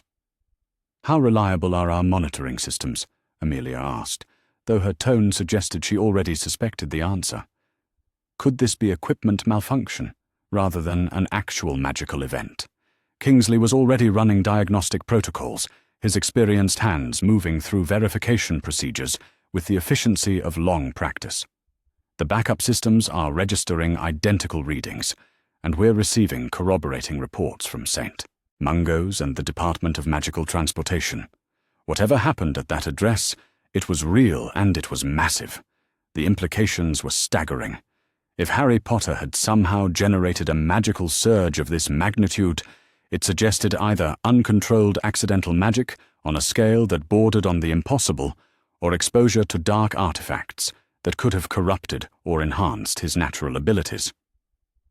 Neither possibility offered comfort to investigators charged with maintaining the delicate balance between the magical and Muggle worlds. "Mobilize the full response team," Amelia commanded, her voice carrying the weight of authority that had made her one of the most respected figures in magical law enforcement. "I want obliviators standing by, and contact St. Mungo's emergency ward. If Potter has been exposed to dark magic, we may need immediate medical intervention." Meanwhile, in the overgrown garden of number 2 Privet Drive, a small emerald snake coiled beneath a massive hydrangea bush, its scaled body trembling with exhaustion and confusion. The creature that had once been Harry Potter retained enough human consciousness to understand that something fundamental had changed, but the specifics remained frustratingly beyond reach. The snake's new sensory apparatus presented the world in ways that defied human comprehension. Scents carried information with startling precision, revealing the locations and emotional states of creatures throughout the neighborhood with scientific accuracy. The vibrations traveling through the ground painted detailed pictures of movement and size, allowing the snake to track everything from prowling cats to the heavy footsteps of late-night pedestrians. But perhaps most disorienting of all was the discovery that the garden held other voices, other consciousnesses that seemed eager to communicate in languages that bypassed human speech entirely.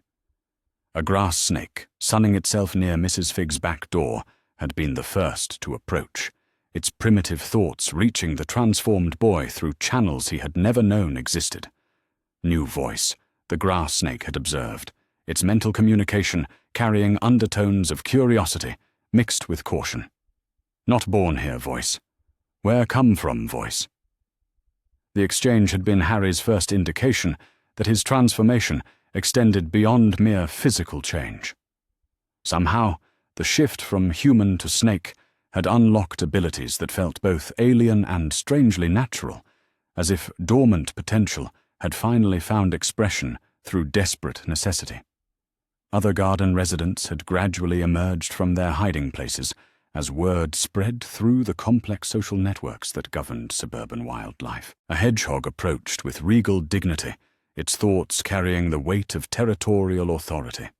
Several mice provided a chattering commentary on the evening's unusual activities, their rapid mental voices overlapping in ways that created a symphony of information. Through these new contacts, Harry began to piece together a picture of the chaos his transformation had unleashed. The garden creatures had felt the magical surge like a physical wave, sending every sensitive animal within miles into temporary confusion. Birds had fallen from the sky in brief, startled swoons. Domestic cats had hidden under furniture for hours, their primitive magical sensitivity overwhelmed by the unprecedented display of power. But it was the old tabby cat that emerged from Mrs. Fig's house that provided the most unsettling information. Unlike the garden's other residents, this creature's thoughts carried a complexity that suggested intelligence far beyond normal feline consciousness. "Young Potter," the cat's mental voice was crisp with authority that brooked no argument. "We must speak immediately about your current predicament and the consequences that will surely follow." The revelation that he had been recognized despite his transformation sent waves of panic through Harry's snake form consciousness. If Mrs. Fig's cat knew who he was, it suggested connections to the magical world that he had never suspected. The implications were staggering, particularly given his desperate need to remain hidden from whatever forces might seek to exploit his newfound vulnerability. The tabby cat settled itself with feline precision beside the hydrangea bush, its amber eyes fixed on Harry's coiled form with unswerving intensity. Its mental voice carried undertones of exasperation, mixed with what might have been genuine concern. "I am Professor McGonagall," the cat continued, apparently recognizing Harry's shock at this revelation. "I have been monitoring your welfare periodically since your placement with your relatives, though recent observations have proven increasingly disturbing. Tonight's events have accelerated timelines considerably. The knowledge that someone from the magical world had been watching him, had been aware of his situation, but chosen not to intervene, triggered emotions too complex for Harry's current form to fully process. Hope warred with betrayal. Relief struggled against anger, creating a mental storm that threatened to overwhelm his tenuous grip on coherent thought. Professor McGonagall seemed to sense his emotional turmoil, her mental voice taking on gentler tones that carried unmistakable compassion. "The restrictions placed upon my interventions were not my choice, young Potter. Dumbledore believed that your safety required distance from our world until you reached school age. Recent evidence suggests that his calculations may have been tragically flawed. Through the complex web of garden consciousness, Harry became aware of mounting activity throughout the neighborhood.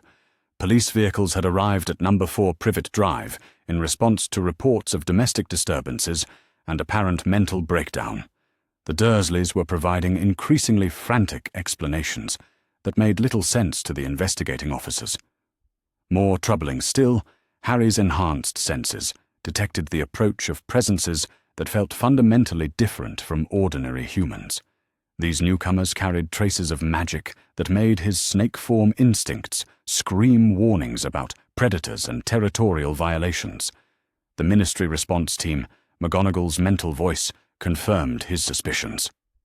"They will investigate the magical surge and attempt to locate its source. Your current condition provides temporary concealment, but it cannot be maintained indefinitely." Harry's snake-form consciousness grappled with questions that seemed to multiply faster than answers could be found. How had he managed to transform into a snake at will, and why was he unable to reverse the process? What had caused the massive magical surge that apparently the entire wizarding government had detected? Most urgently, how could he avoid discovery by authorities who might not have his best interests at heart? The hunger was becoming impossible to ignore. His small snake body burned through energy reserves at rates that his human consciousness found alarming, demanding sustenance that he had no idea how to obtain. The garden's other snakes had attempted to provide advice about hunting techniques and prey selection, but their suggestions involved consuming living creatures in ways that Harry's human sensibilities found deeply disturbing. Professor McGonagall observed his distress with the sharp attention that had made her legendary among Hogwarts students. "Your transformation appears to be an early manifestation of animagus abilities," she noted. her mental voice carrying undertones of academic fascination mixed with practical concern.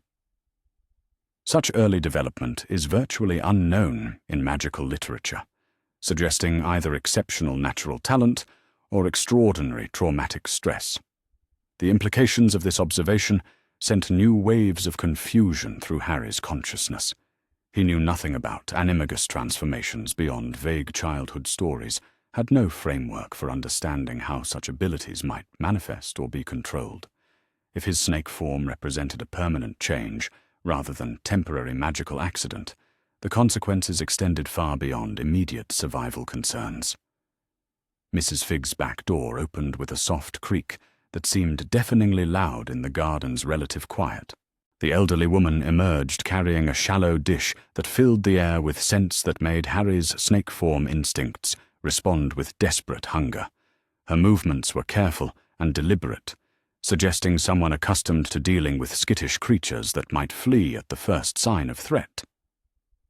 "She's been feeding the neighborhood's strays for decades," McGonagall explained, as Mrs. Figg knelt beside a patch of moonlit grass. Her methods appear crude to magical sensibilities, but her intentions have always been fundamentally sound. Mrs. Figg placed the dish near the hydrangea bush where Harry remained hidden, her pale eyes scanning the shadows with surprising sharpness for someone her age. Her voice, when she spoke, carried undertones that suggested knowledge extending far beyond typical Muggle awareness. "I know you're there, little one," she said softly, her words apparently directed toward Harry's hiding place. "I know you're frightened and confused and probably wondering if the whole world has gone mad. But you need to eat something before your strength gives out entirely." The food proved to be raw meat, cut into pieces small enough for a snake to manage, seasoned with herbs that seemed to carry subtle magical properties. Harry's human consciousness recoiled from the prospect of consuming raw flesh, but his snake form instincts recognized essential nutrition that could mean the difference between survival and collapse. The internal conflict between human sensibilities and animal necessity created a paralysis that threatened to become fatal. Professor McGonagall's mental voice cut through his indecision with characteristic directness. "Survival trumps squeamishness, Potter," she observed with the tone she might use to correct a student's flawed transfiguration attempt. "Your current form requires appropriate nutrition, regardless of your human preferences. Starvation serves no noble purpose." The first bite was a revelation that transformed Harry's understanding of his snake form capabilities. Taste receptors he had never known existed delivered information about the meat's quality, its magical enhancement, even traces of Mrs. Figg's emotional state when she had prepared it. The nourishment seemed to flow directly into his depleted system, restoring energy reserves with startling efficiency. As strength returned to his small body, Harry's awareness expanded to encompass more of the garden's complex social dynamics. A parliament of owls had gathered in Mrs. Figg's ancient oak tree. Their hushed discussions carried undertones of official business that suggested connections to the magical world's communication networks. Their presence meant that news of the evening's events was already spreading through channels that could bring unwanted attention. Professor McGonagall's feline form tensed as her enhanced senses detected the approaching ministry investigation team. Her mental voice carried urgency that made Harry's snake form instincts respond with immediate alertness. "They're conducting house-to-house inquiries," she reported, her thoughts carrying images of wizards in Muggle clothing, moving methodically through the neighborhood. "Kingsley Shacklebolt leads the team, which improves our chances of reasonable handling, but their mandate requires locating the source of tonight's magical surge." The prospect of discovery by magical authorities triggered panic responses that Harry's snake form couldn't effectively suppress. His memories of the Dursleys' treatment suggested that other authority figures might prove equally harsh, particularly if they discovered his inability to control or reverse his transformation. Mrs. Figg seemed to sense his distress, her movements becoming even more gentle as she settled herself on the grass nearby. Her voice carried soothing tones that reminded Harry of the bedtime stories he had heard other children receive, experiences that had always been denied to him. "No one's going to hurt you, little snake," she murmured, her words carrying conviction that penetrated even his animal form anxiety. "There are good people in the magical world, people who care about children like you, who've had more hardship than anyone should ever face." The investigation team's approach became audible even to Harry's limited snake form hearing, as voices carried across the still night air.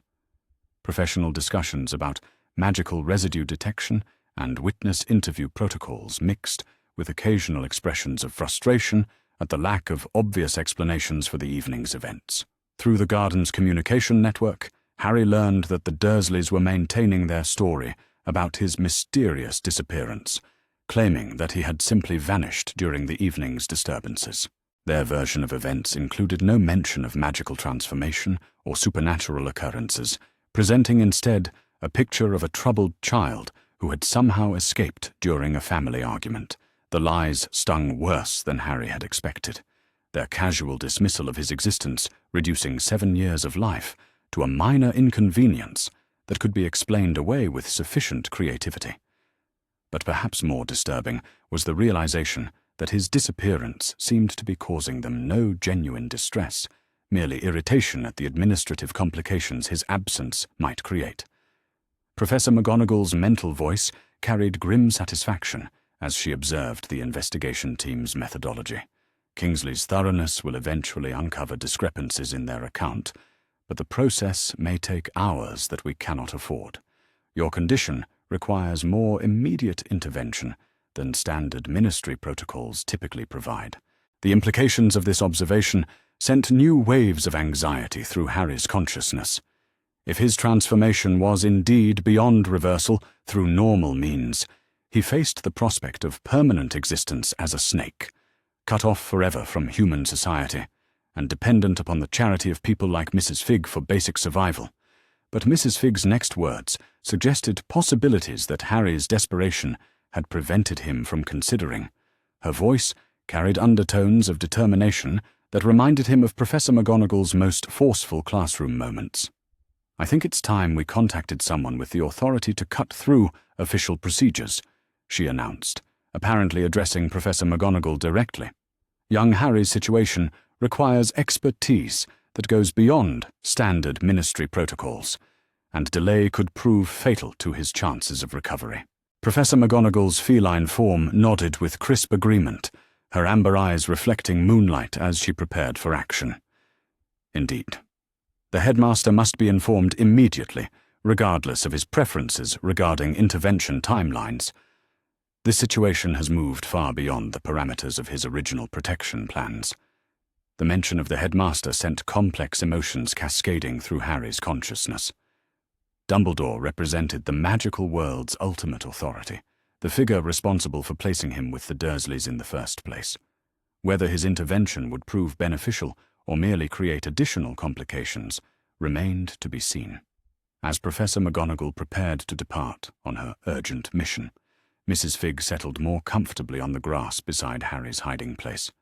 Her presence provided an unexpected comfort that helped ease the worst of his transformation-induced anxiety. "You just rest now, little one," she said softly, her voice carrying the warmth that Harry had always imagined real grandmothers might possess. "Help is coming, and tomorrow will bring answers to questions you didn't even know you had." Sometimes the darkest nights lead to the brightest dawns. In the distance, the Ministry investigation team continued their methodical work, their voices growing fainter as they moved to other areas of the neighborhood. Their eventual return seemed inevitable, but for now Harry had found temporary sanctuary in an unexpected place, surrounded by allies he had never known existed. The transformation that had begun in terror was evolving into something else entirely, opening doors to possibilities that his 7-year-old human consciousness could barely begin to comprehend. Whatever came next, Harry sensed that his old life of cupboards and casual cruelty had ended forever. The snake that had been a boy coiled deeper into the protective darkness, conserving strength for whatever challenges the approaching dawn might bring. The first rays of dawn painted Mrs. Figg's garden in shades of gold and amber, transforming the ordinary suburban landscape into something that approached the magical. Dewdrops caught the early light like scattered diamonds, and the air carried the crisp promise of autumn that made even mundane mornings feel touched by possibility. But it was the way the sunlight fell across the small emerald snake coiled beneath the hydrangea bush that made Mrs. Fig's breath catch in her throat with sudden, terrible understanding. She had been watching the creature since Professor McGonagall's departure in the early hours of the morning, her maternal instincts refusing to let her leave the obviously distressed animal alone. Something about its behavior had struck her as profoundly wrong from the beginning, a wrongness that went beyond simple displacement or injury to suggest transformation beyond the natural order. Now, as morning light revealed details that darkness had concealed, Mrs. Fig felt her suspicions crystallize into horrifying certainty.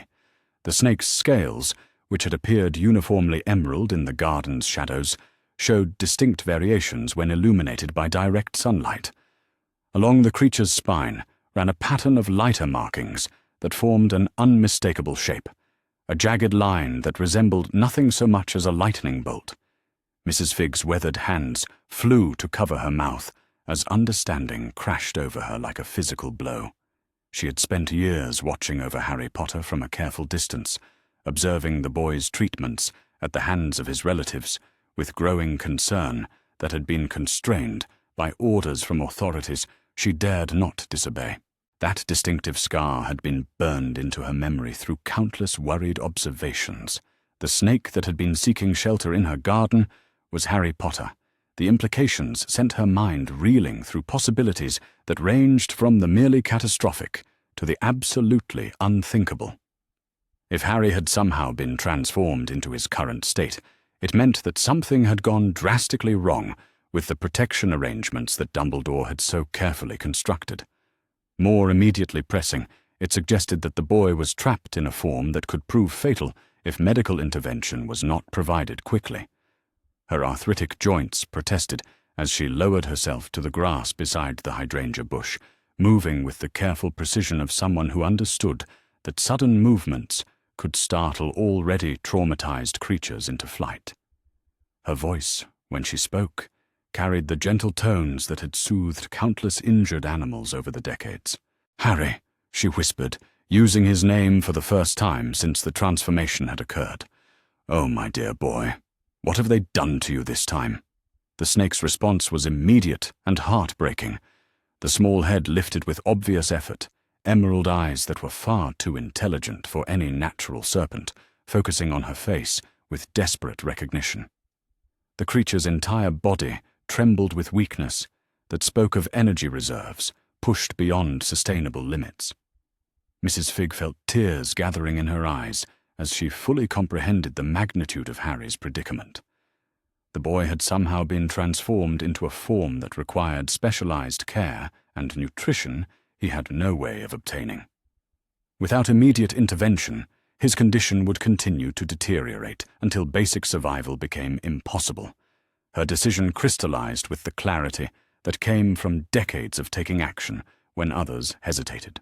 The normal channels of communication with the magical world were too slow, too encumbered by protocol and hierarchy to address Harry's immediate needs. This situation demanded direct contact with the only person who possessed both the authority and expertise necessary to save the boy's life. Mrs. Fig's house had been modified years earlier to accommodate her role as an unofficial guardian, equipped with magical communication devices that most Muggles would never be allowed to access. The Flu connection in her sitting room had been installed by ministry technicians who had sworn her to absolute secrecy regarding its existence. She gathered Harry's weakened form with infinite care, her movements designed to provide maximum support while minimizing stress to his obviously fragile condition. The snake that had been a boy offered no resistance, seeming to understand that she represented his best hope for survival in circumstances that had moved far beyond his ability to manage alone. The journey to her sitting room took longer than usual, as Mrs. Fig accommodated Harry's need for gentle handling. Her elderly cat, Tibbles, observed their progress with the knowing look that suggested feline awareness of the supernatural elements surrounding recent events. The house itself seemed to hold its breath, as if recognizing the gravity of what was about to unfold. Mrs. Figg's hands shook slightly as she activated the flu connection, her voice carrying across magical channels that linked her humble home to the seat of wizarding power itself. The green flames that erupted from her fireplace painted the sitting room in shifting emerald light that made Harry's scaled form seem to glow with inner fire. "Dumbledore," she called, her voice carrying urgency that cut through whatever activities might be occupying the headmaster's attention. "Albus Dumbledore, this is Arabella Figg, and I need you here immediately. It's about Harry Potter, and the situation is critical." The response came faster than she had dared hope, Dumbledore's familiar voice carrying concern that suggested he had been expecting some form of crisis related to Harry's welfare. "I shall be with you momentarily, Arabella. Please ensure that no muggles witness my arrival." Mrs. Figg barely had time to check that her neighbours were not yet stirring before the sitting-room fireplace erupted in a shower of green sparks that deposited Albus Dumbledore onto her hearth with the dramatic flair that seemed to accompany all his appearances.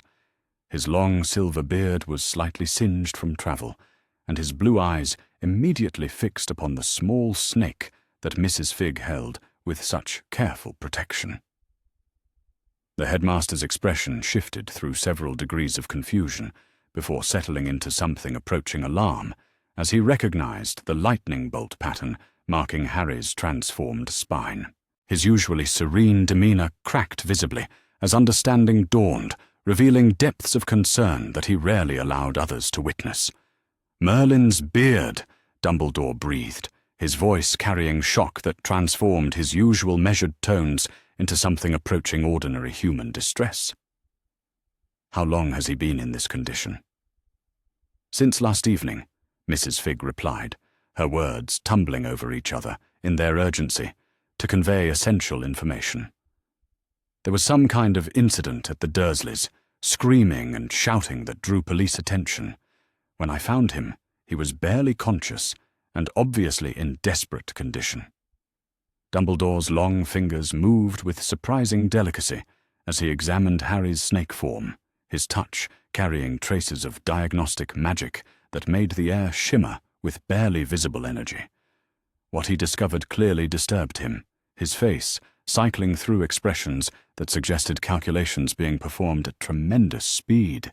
"The transformation appears to be an early manifestation of animagus abilities triggered by extreme trauma," he murmured, his voice carrying academic fascination mixed with very personal concern. "Such early development should be impossible, particularly in a child who has received no formal magical training. The stress required to trigger this response suggests circumstances that I find deeply troubling." Mrs. Figg's protective instincts flared at the implications hidden within Dumbledore's careful words. She had spent years observing Harry's treatment at the hands of his relatives, had witnessed enough casual cruelty to fuel a lifetime of righteous anger. That such treatment might have escalated to levels capable of triggering magical transformation filled her with rage that threatened to overwhelm her usual diplomatic restraint. "The boy needs medical attention immediately," she declared, her tone brooking no argument from even the most powerful wizard in Britain. "Whatever happened to cause this transformation, his current condition is deteriorating by the hour. He can barely lift his head, and I'm not even certain he's fully conscious anymore."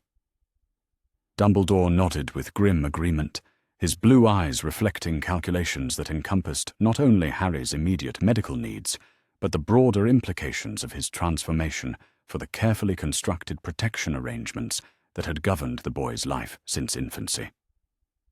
"Professor McGonagall," Dumbledore called, his voice carrying across magical channels that summoned assistance with the efficiency of long practice. "Your immediate presence is required at Mrs. Figg's residence. We have a medical emergency involving Harry Potter that requires your expertise." The response came in the form of a tabby cat materializing in Mrs. Figg's garden with the precision that marked Professor McGonagall's trademark efficiency. Her transformation back to human form occurred with fluid grace that made Harry's desperate animal state seem even more tragic by comparison. McGonagall's first glimpse of Harry's condition triggered an emotional response that cracked her usually impeccable composure. Her face went pale as she recognized the lightning bolt markings that confirmed the creature's identity, and her voice, when she spoke, carried horror that she made no attempt to disguise. "Dear God, Albus," she whispered, her Scottish accent thickening with emotional strain. "What has happened to him? How could we have been so blind to the dangers he was facing?" "The time for self-recrimination would come later," Dumbledore replied, his voice carrying the authority that had guided the wizarding world through its darkest periods. "Our immediate priority must be Harry's medical stabilization. His current condition suggests transformation, trauma combined with severe physical depletion that could prove fatal without proper intervention." McGonagall's professional training as both educator and healer asserted itself over her emotional response as she began her own examination of Harry's condition. What she discovered clearly alarmed her, her expression growing more troubled as diagnostic spells revealed the extent of his physical deterioration. "He's severely malnourished," she reported, her voice carrying the clinical precision that helped her maintain emotional distance from overwhelming realities. "His magical core shows signs of extreme depletion, and the transformation itself appears to have created metabolic demands that his physical resources cannot sustain.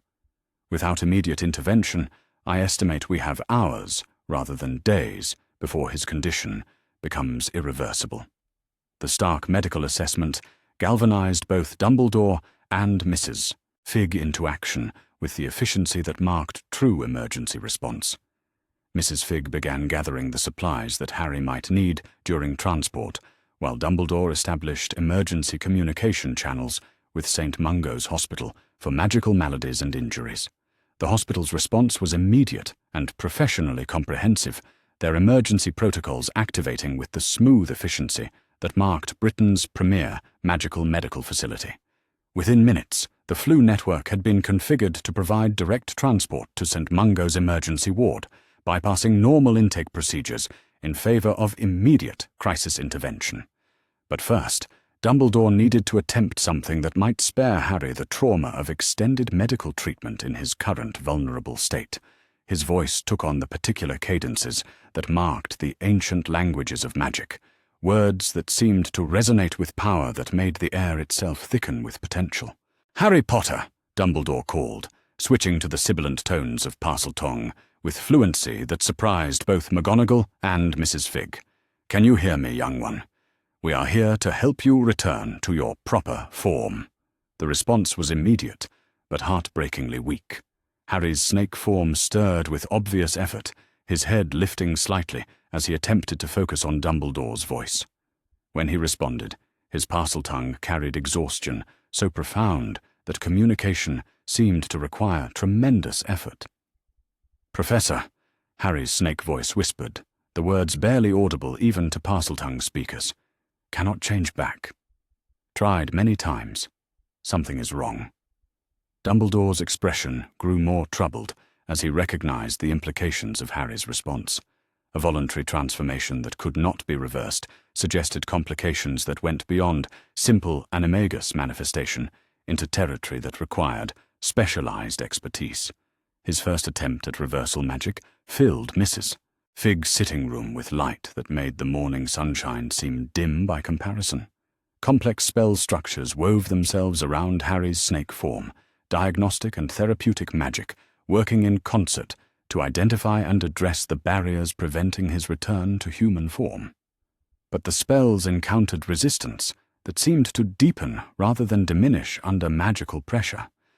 Harry's transformation appeared to be maintained by forces that standard reversal magic could not overcome, suggesting either deliberate magical manipulation or trauma so severe that his body was rejecting return to its original state. Dumbledore's second attempt employed different theoretical approaches, drawing upon healing magic that addressed psychological as well as physical barriers to transformation.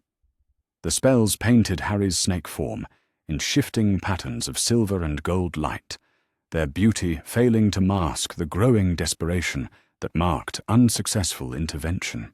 The failure of even Dumbledore's most sophisticated magic sent waves of alarm through the assembled rescuers. If the most powerful wizard in Britain could not reverse Harry's transformation through standard means, it suggested complications that would require resources beyond anything normally available. "St. Mungo's," Dumbledore declared, his voice carrying decision that brooked no further delay. "Their specialists in magical transformation have access to resources and expertise that we cannot provide in current circumstances. Harry's condition is too critical for further experimentation. The transport to St. Mungo's required careful coordination between magical and mundane emergency protocols. Mrs. Figg would need to provide explanations to any Muggle authorities who might inquire about Harry's disappearance, while Dumbledore and McGonagall managed his transfer to magical medical care. Harry's snake form was wrapped in specialized transport materials that maintained his body temperature while providing protection against the stress of flu travel. His responses to external stimuli had grown increasingly weak during the morning's examinations, suggesting that his window for successful intervention was closing with alarming speed. The moment of departure arrived with the dramatic flash of green fire that marked emergency medical transport. Mrs. Figg watched through tears as the small snake that had been Harry Potter disappeared into the flu network, carrying with him the hopes and fears of everyone who had failed to protect him from the circumstances that had led to his current crisis. But even as the flames died away, Mrs. Figg felt something approaching hope for the first time since discovering Harry's transformation. The boy was finally in the hands of people who possessed both the power and the determination to help him, people who would not dismiss his suffering as acceptable collateral damage in some larger scheme. The sitting room felt empty and cold in the wake of their departure, but Mrs. Figg found herself smiling through her tears as she contemplated the changes that Harry's rescue would inevitably bring. The boy who had lived in a cupboard under the stairs was about to discover that the magical world contained people who valued him for more than his symbolic importance. Whatever came next, Harry Potter would never again face his struggles alone and undefended. The transformation that had begun in terror was evolving into something that might yet prove to be salvation disguised as catastrophe. The morning light streaming through Mrs. Figg's windows painted everything in shades of gold that seemed to promise better days ahead, days when a small boy's worth would be measured by his need for protection rather than his usefulness to adult agendas. In the distance, the approaching sirens of Muggle emergency services provided stark reminder of the chaos that Harry's disappearance would create in the ordinary world. But for the first time in 7 years, those complications seemed manageable compared to the boy's fundamental safety. Mrs. Figg settled into her favorite armchair with the satisfaction of someone who had finally been able to take meaningful action after years of helpless observation. Whatever investigations and explanations the coming days might require, Harry Potter was no longer trapped in circumstances that threatened his very survival. The boy who had accidentally turned into a snake was about to discover that sometimes the most desperate moments open doors to possibilities that hope alone could never have imagined. His real life, the life he had always deserved, was finally about to begin. And in the magical world's premier hospital, specialists were already preparing to wage war against whatever forces had trapped a 7-year-old child in a form that could become his prison or his salvation, depending upon the skill and determination of those who refused to accept that any child should suffer alone. The transformation was far from over, but for the first time since it began, Harry had allies who possessed both the power and the will to ensure that his story would have a different ending than the one his relatives had written for him.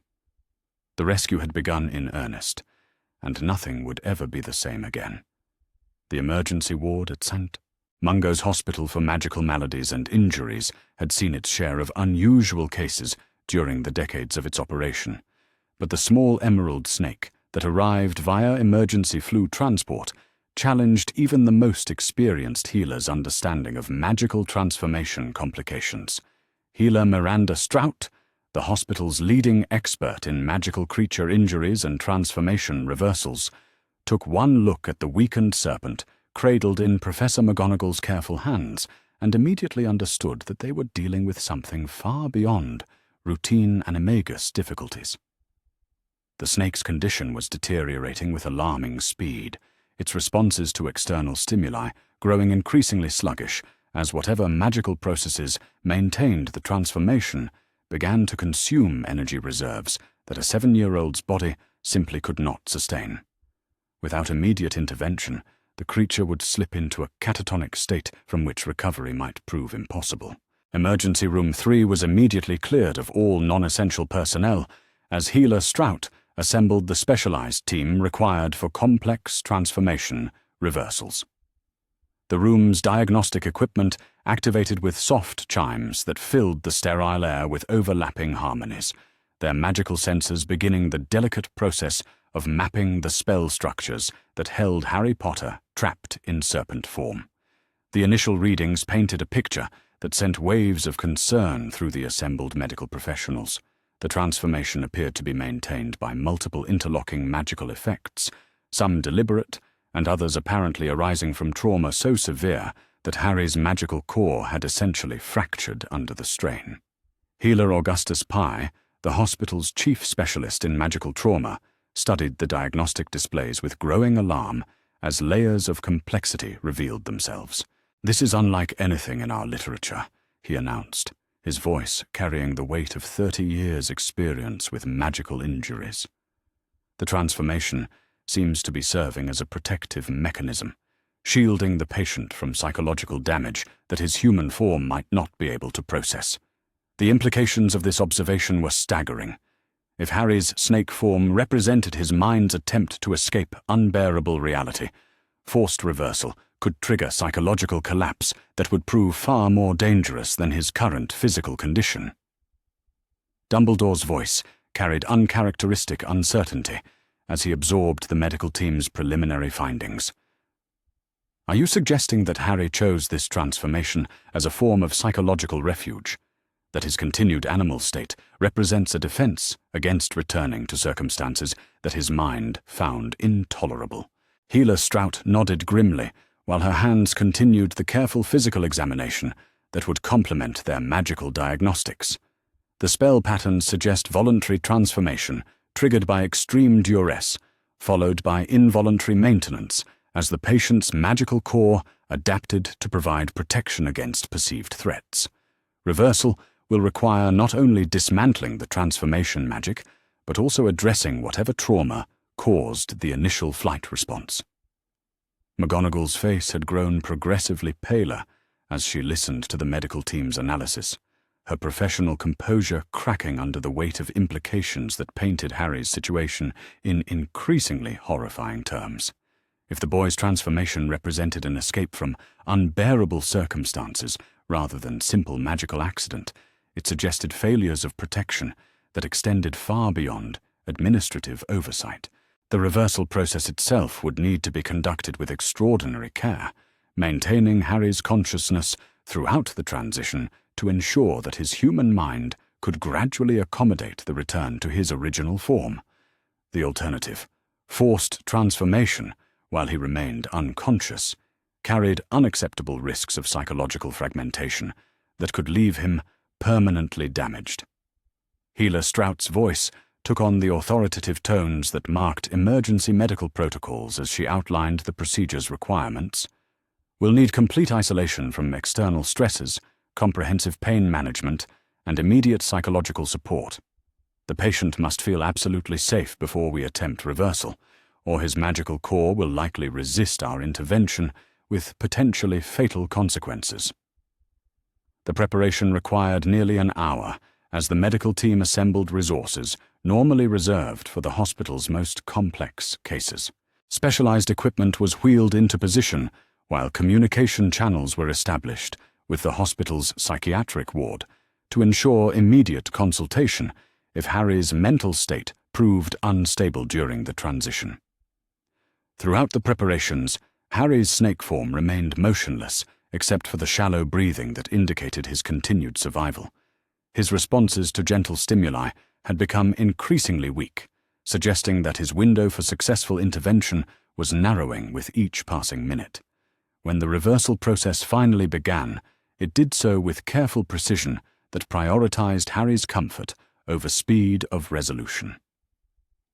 Healer Strout's wand movements were fluid and precise as she began the delicate work of unraveling spell structures that had become deeply integrated into Harry's magical signature. The first stage focused on stabilizing his physical condition, using medical magic to address the malnutrition and dehydration that threatened his survival regardless of his current form. Nutrient potions were administered through specialized techniques adapted for serpent physiology, while monitoring spells tracked his responses to treatment. But it was the second stage of intervention that revealed the true horror of Harry's situation.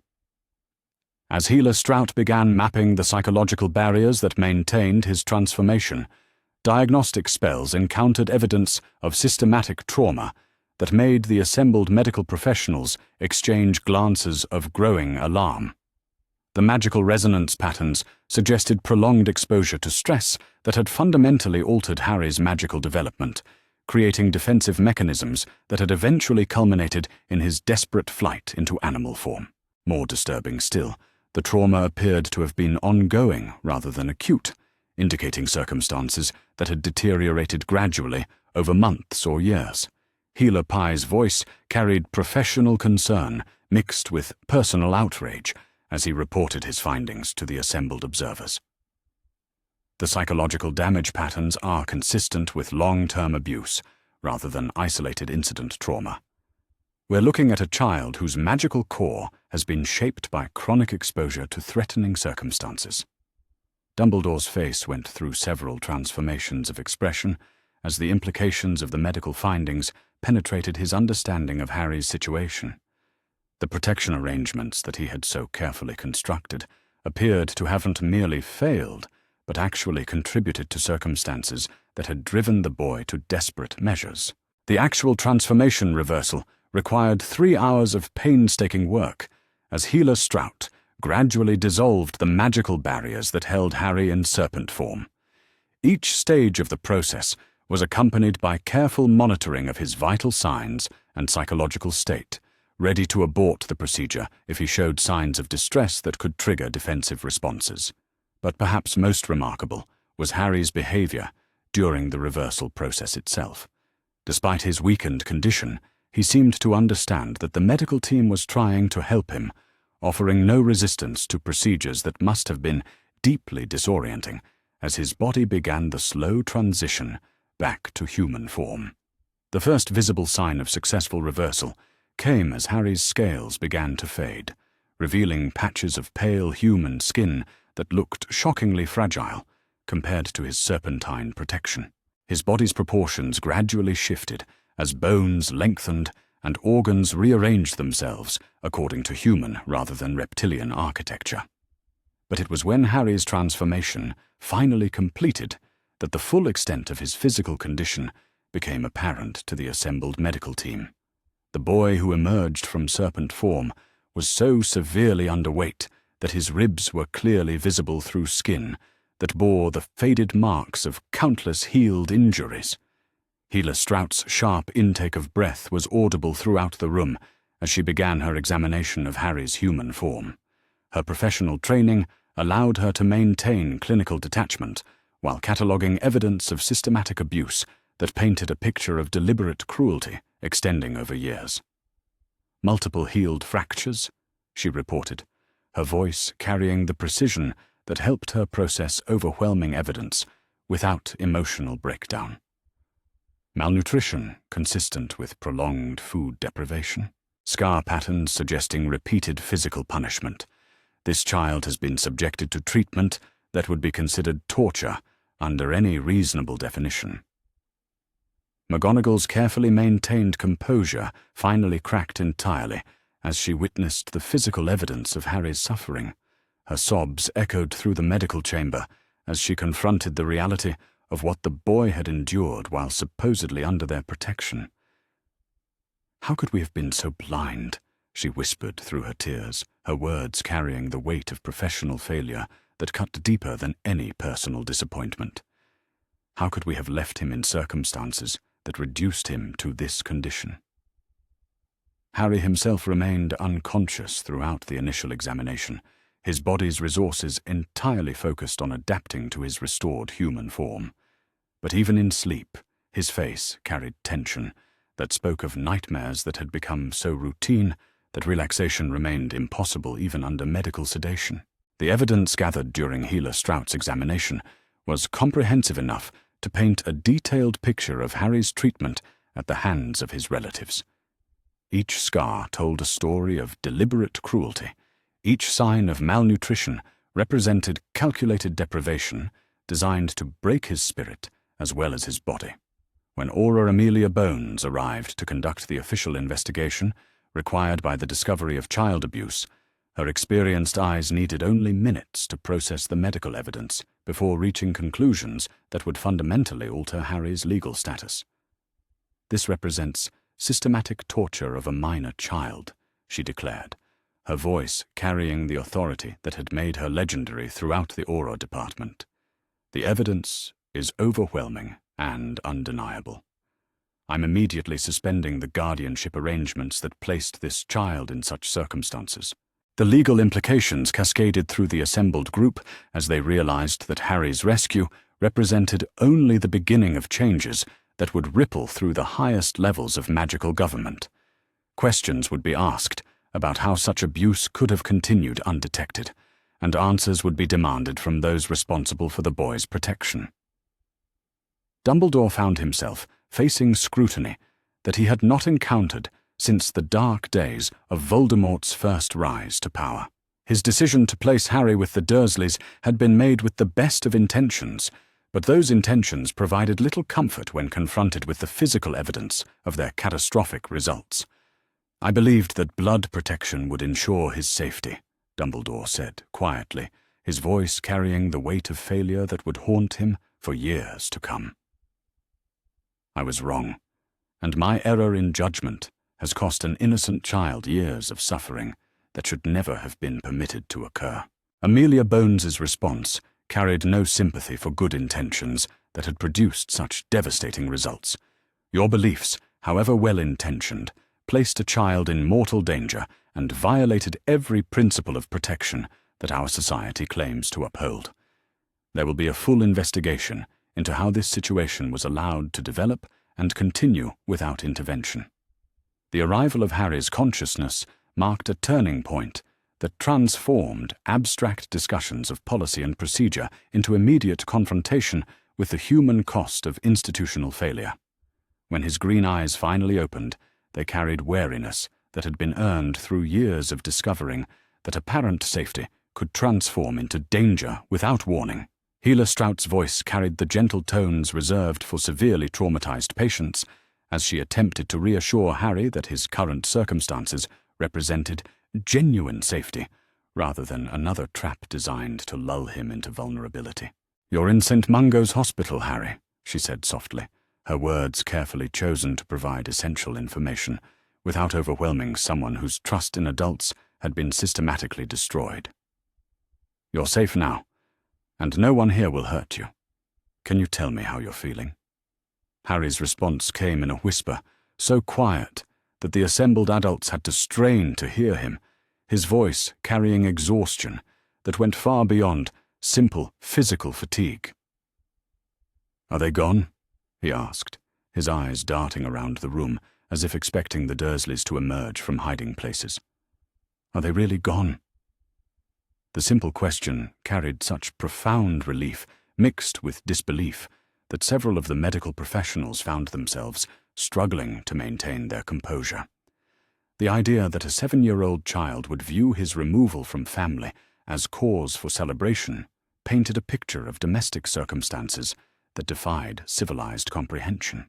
McGonagall moved closer to Harry's bedside with movements designed to appear non-threatening, her maternal instincts overriding her professional training as she witnessed the boy's obvious terror at finding himself surrounded by unknown adults.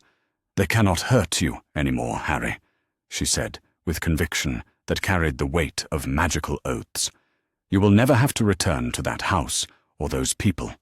You have our word on that, and we are people who take our promises seriously. The conversation that followed revealed details of Harry's daily existence that shocked even professionals accustomed to dealing with the worst aspects of human nature. His matter-of-fact descriptions of hunger, confinement, and casual violence painted a picture of systematic dehumanization that had somehow transformed a naturally trusting child into someone who expected cruelty as the normal state of existence. But perhaps most heartbreaking was Harry's obvious confusion at being treated with basic kindness by the hospital staff. His responses to gentle touches and caring words suggested someone who had been so systematically denied compassion that he literally didn't understand how to process positive human interaction. The questioning process had to be conducted with extraordinary care as Amelia Bones gathered the evidence required for formal charges against the Dursleys. Each revelation added new layers to a case that was already overwhelming in its scope and severity, building toward legal consequences that would reverberate through both magical and Muggle legal systems. Harry's account of his transformation provided crucial insights into the magical mechanics of what had occurred. The change had happened, he explained, when Uncle Vernon had been about to hit him with a garden spade, his terror-triggering defensive magic that had literally transformed him into something too small and quick for his abuser to hurt. The fact that a 7-year-old child's accidental magic had manifested as an escape mechanism rather than offensive retaliation spoke volumes about his fundamental nature. Even in extremis, Harry's instincts had been toward survival and evasion rather than violence against his tormentors. As the day wore on and Harry's condition stabilized, the broader implications of his rescue began to emerge. The magical world would be forced to confront uncomfortable questions about institutional oversight and the protection of vulnerable children. Policy changes would be inevitable, and accountability would extend to the highest levels of government.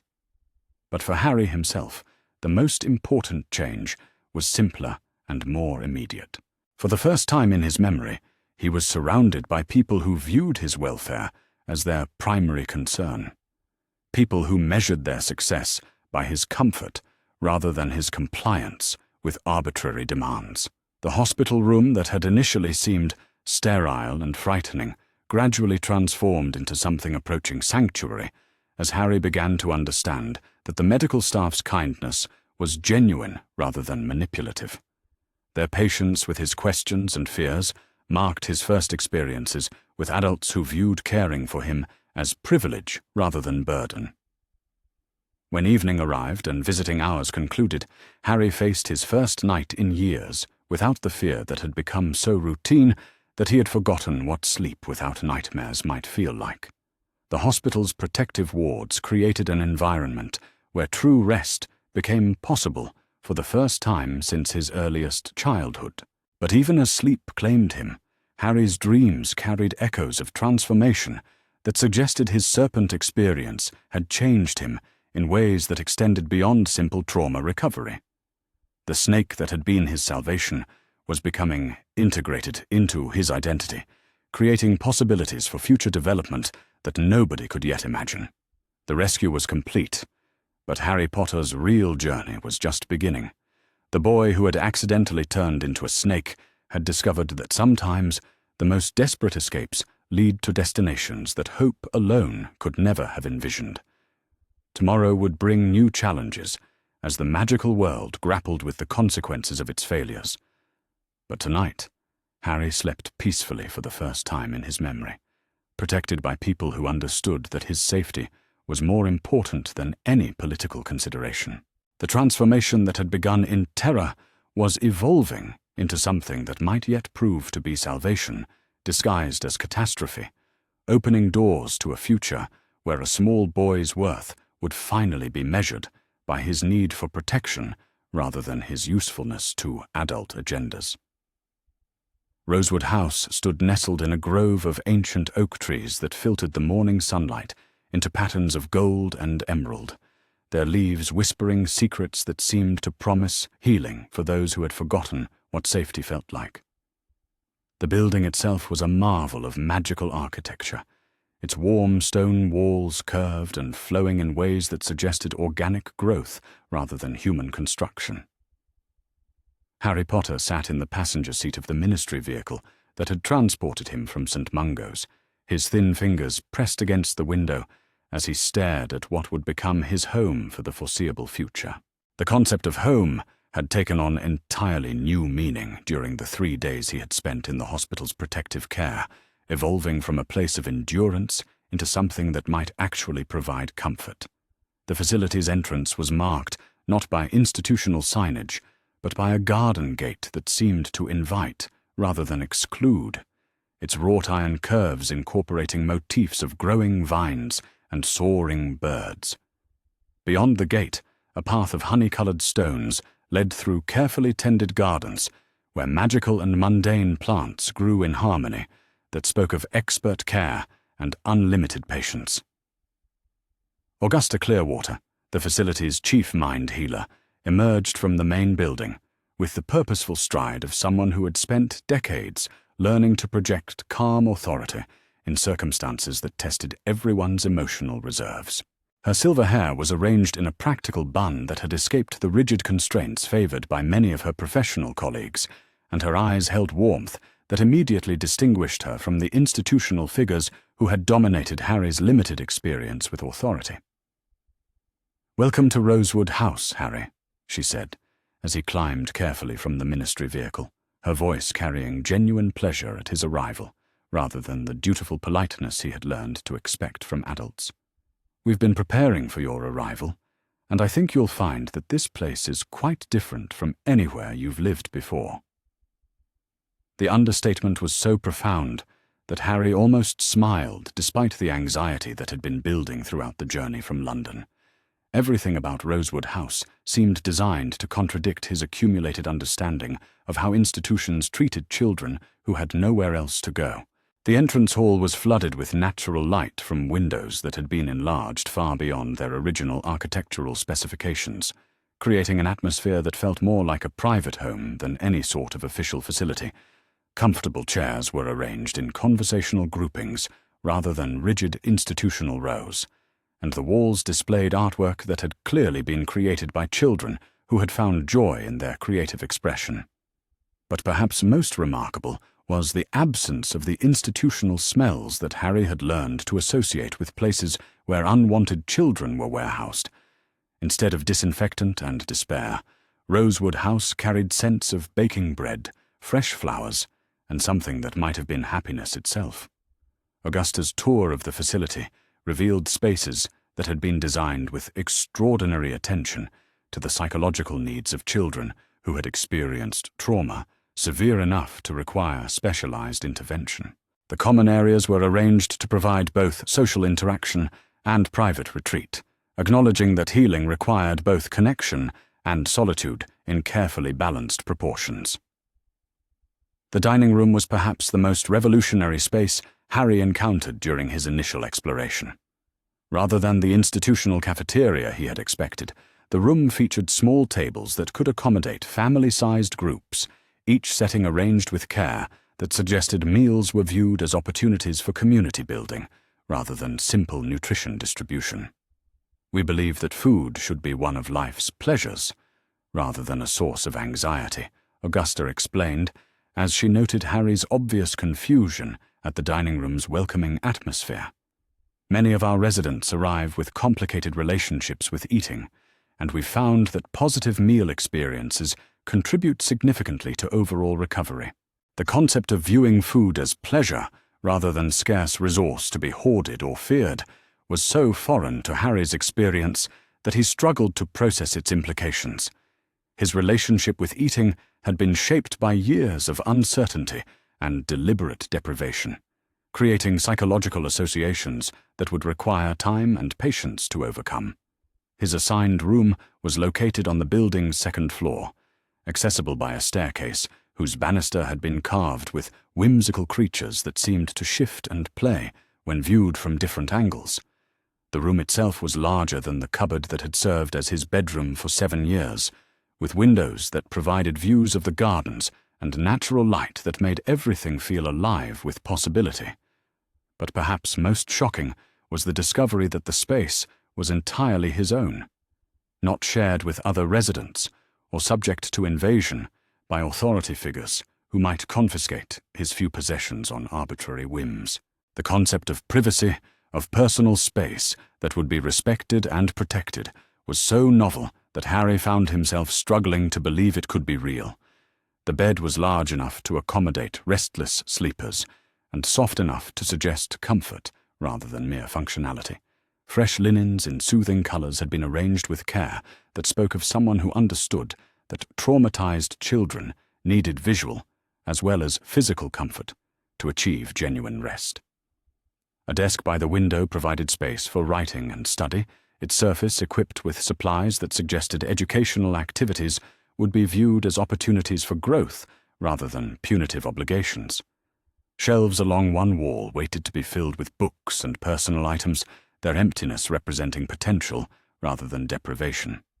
"You'll share meals and activities with the other residents when you feel ready," Augusta explained as Harry continued to explore his new quarters. "But this space is yours alone, and no one will enter without your explicit permission. Privacy is essential for healing, and we respect each child's need to control their personal environment." The afternoon brought Harry's first encounter with Rosewood House's other residents, a diverse group of magical children who had found their way to the facility through circumstances that ranged from tragic to horrifying.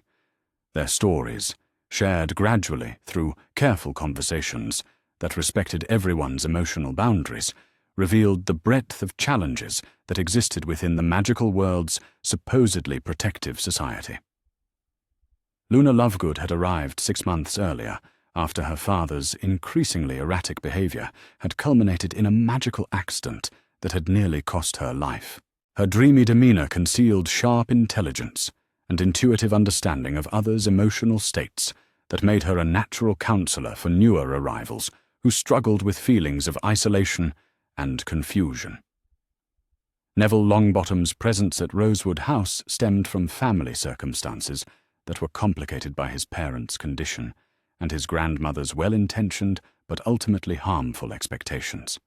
His natural gentleness had been nearly crushed by years of being told that he was inadequate, leaving him with anxiety that made simple social interaction feel impossible.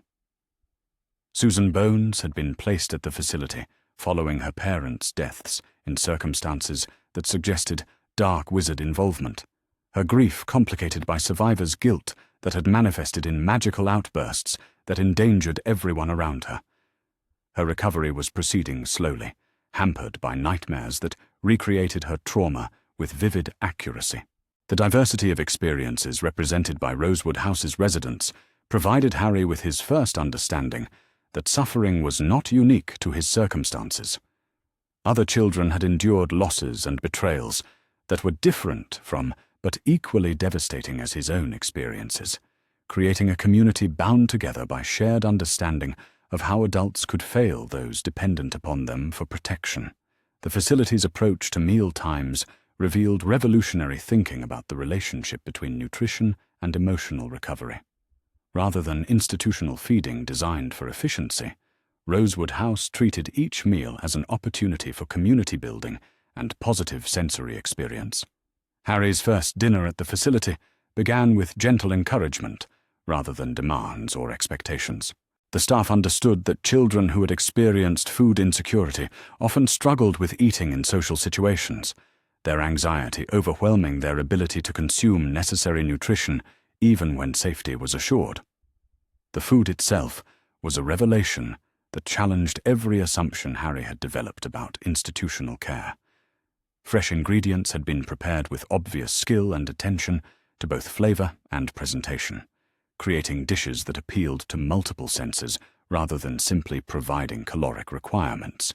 But perhaps most remarkable was the discovery that seconds were not only allowed, but encouraged, that no one would be monitoring his consumption or making judgments about his worthiness to receive adequate nutrition. The concept of eating until satisfied rather than stopping when arbitrary limits were imposed required psychological adjustment that would take time to achieve. The evening's group therapy session was conducted in a common room that had been arranged to encourage sharing while respecting individual boundaries. Augusta's facilitation style emphasized safety and choice, making it clear that participation was voluntary and that each child's comfort level would be respected without question or pressure. Harry's initial contribution to the group discussion was minimal, his years of learning to remain invisible, making it difficult to believe that his thoughts and feelings might be valued by others. But listening to his fellow residents share their experiences provided him with vocabulary for emotions that he had never learned to identify or express. Luna's observation that trauma often made people feel like they were living in invisible prisons resonated with something deep in Harry's consciousness, providing language for experiences that he had never been able to articulate. Her matter-of-fact discussion of nightmares and anxiety attacks helped normalize responses that Harry had feared marked him as fundamentally damaged. Neville's struggles with feelings of inadequacy and failure created connections with Harry's own experiences of never meeting impossible standards set by adults who seemed determined to find fault regardless of effort or intention. The recognition that others had endured similar psychological manipulation provided comfort that began to chip away at his isolation. The session concluded with guided relaxation exercises designed to help residents manage the anxiety and hypervigilance that trauma often created. Harry's first experience with deliberate stress reduction techniques was complicated by years of learning to maintain constant alertness for potential threats. But the gentle approach allowed him to experiment with lowering his guard without triggering panic responses. Nighttime at Rosewood House brought Harry's first opportunity in years to experience sleep as restoration rather than simply temporary escape from waking horror.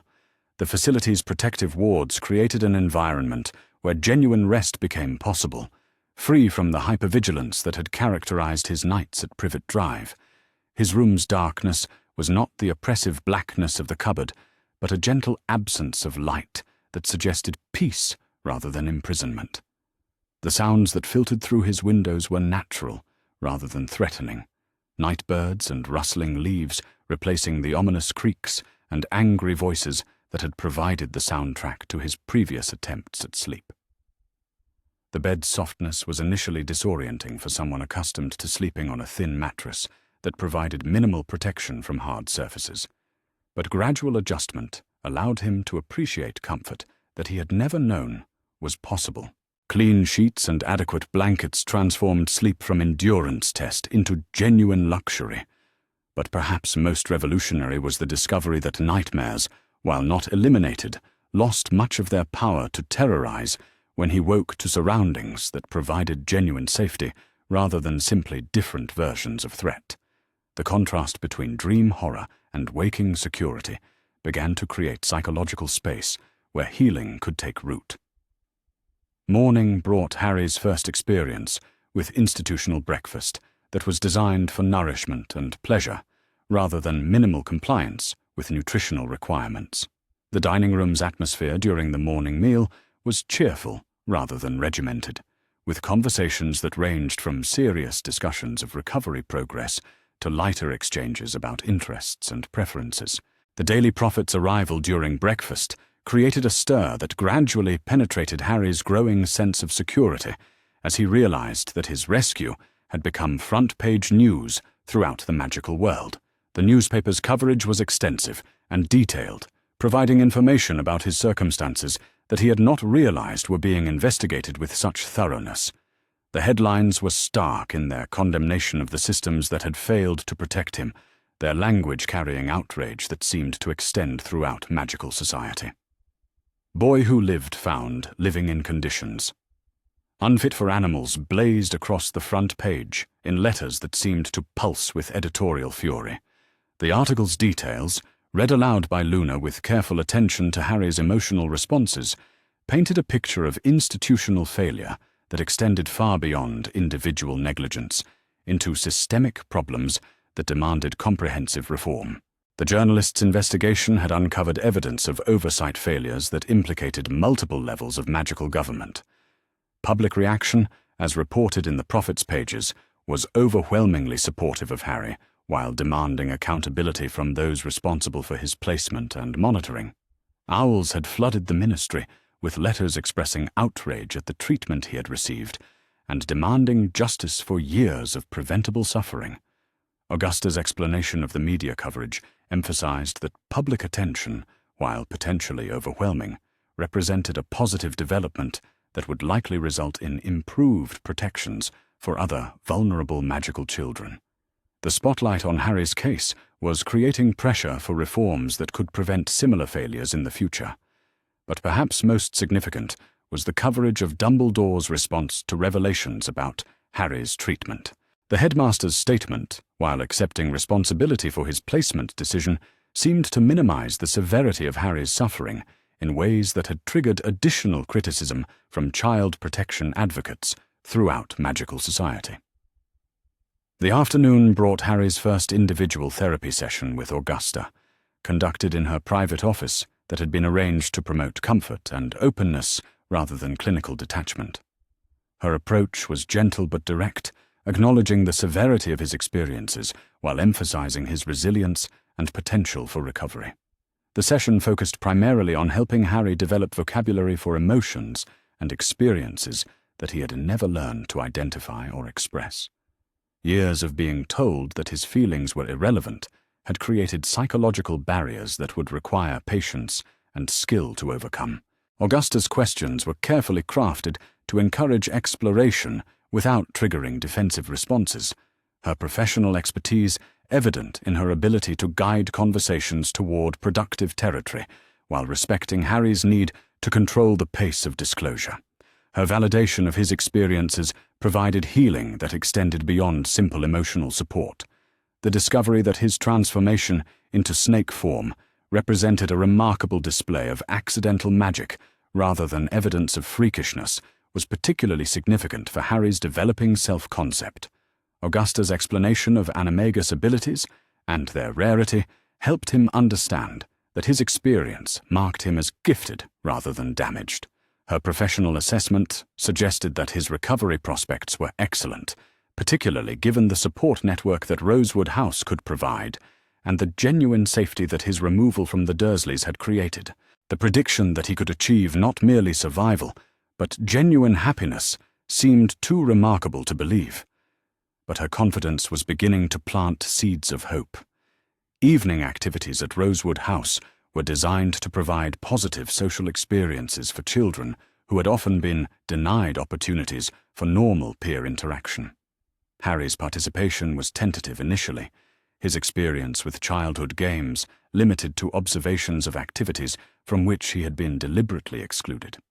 But the facility's approach to recreational time emphasized inclusion and accommodation rather than competition and performance, creating environments where children could experiment with play without fear of failure or ridicule.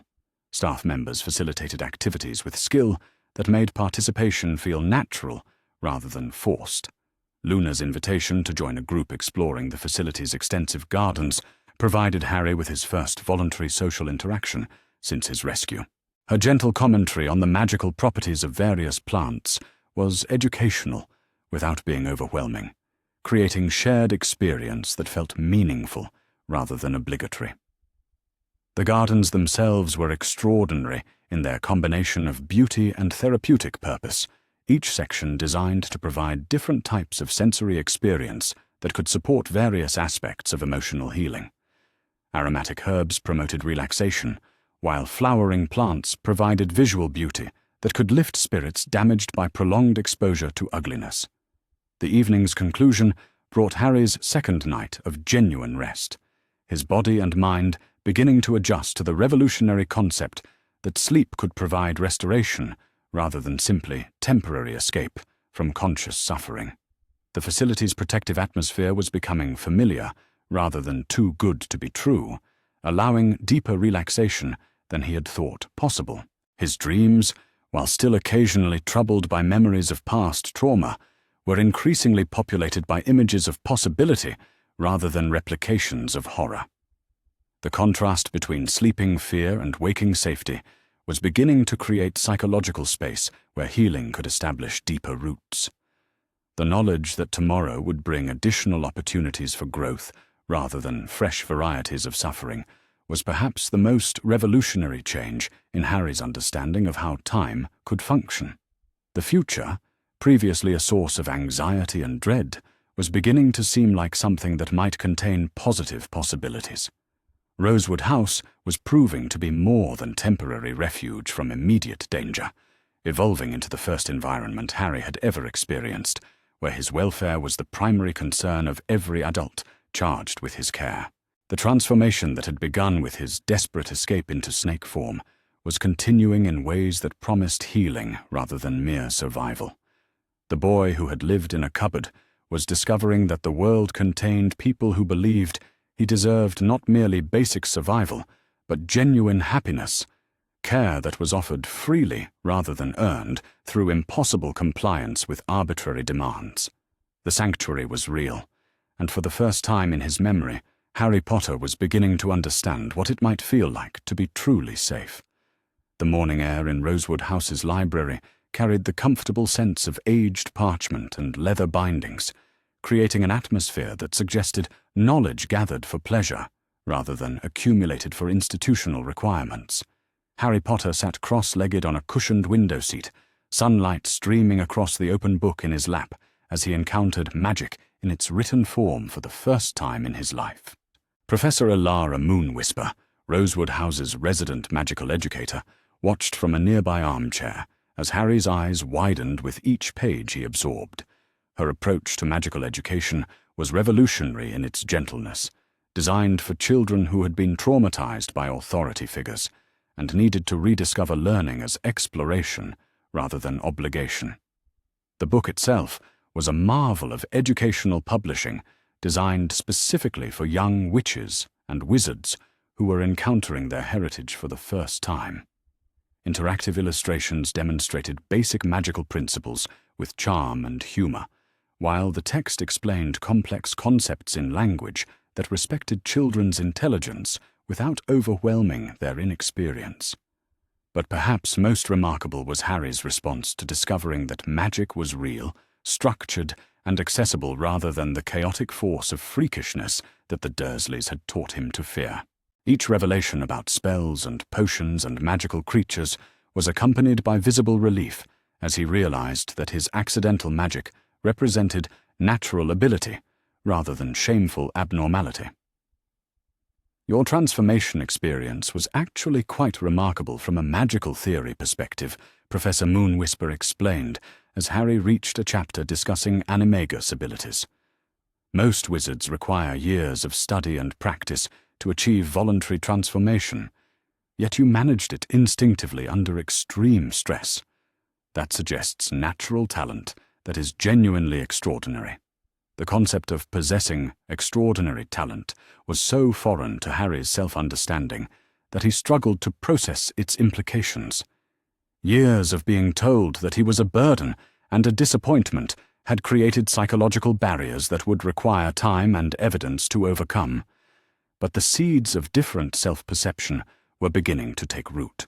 The morning's formal lesson focused on basic magical theory, presented through demonstrations that emphasized wonder rather than academic pressure. Professor Moonwhisper's wand movements were fluid and precise as she illustrated fundamental principles of transfiguration, charms, and defensive magic with examples that delighted rather than intimidated.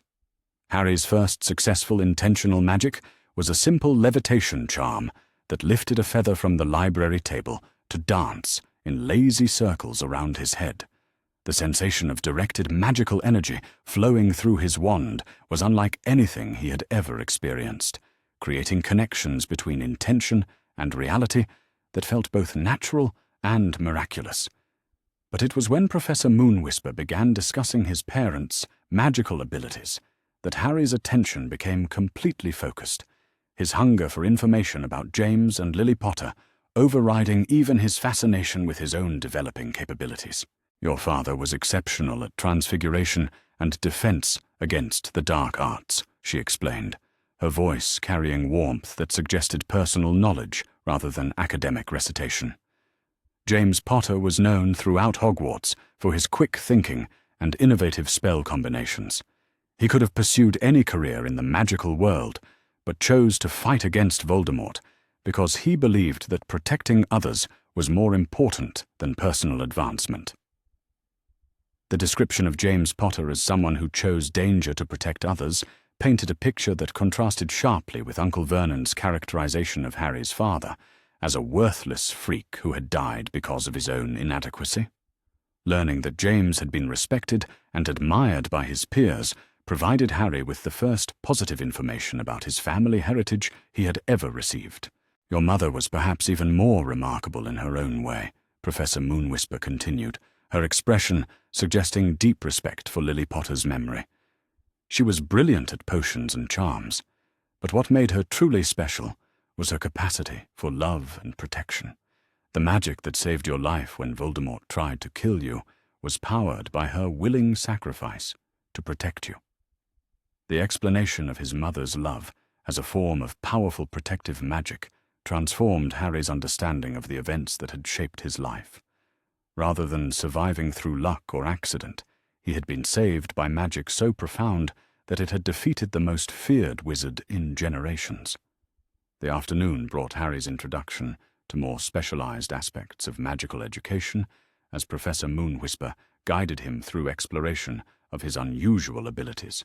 The discovery that his transformation had taken the form of an emerald tree python was particularly significant, as this species was known for intelligence and magical sensitivity that exceeded most serpent varieties. Emerald tree pythons are among the most magically attuned reptiles in existence, Professor Moonwhisper explained as she consulted a specialized text on magical creatures. They are native to South American rainforests, where they serve as guardians of ancient magical sites. Your ability to transform into such a creature suggests connections to very old and powerful forms of nature magic. The information provided context for Harry's transformation that elevated it from desperate accident to manifestation of rare magical heritage. Understanding that his snake form represented connection to ancient magical traditions rather than simple animal mimicry began to change his perception of the experience from traumatic to potentially empowering. Testing his Parseltongue abilities revealed capabilities that surprised even Professor Moonwhisper's extensive experience with unusual magical talents. Harry's communication with serpents extended beyond simple conversation into areas that bordered on magical compulsion, suggesting inherited abilities that were far more sophisticated than typical snake speaking. The facility's resident garden snakes responded to Harry's Parseltongue with enthusiasm that bordered on worship, their primitive consciousness recognizing something in his communication that transcended normal species barriers.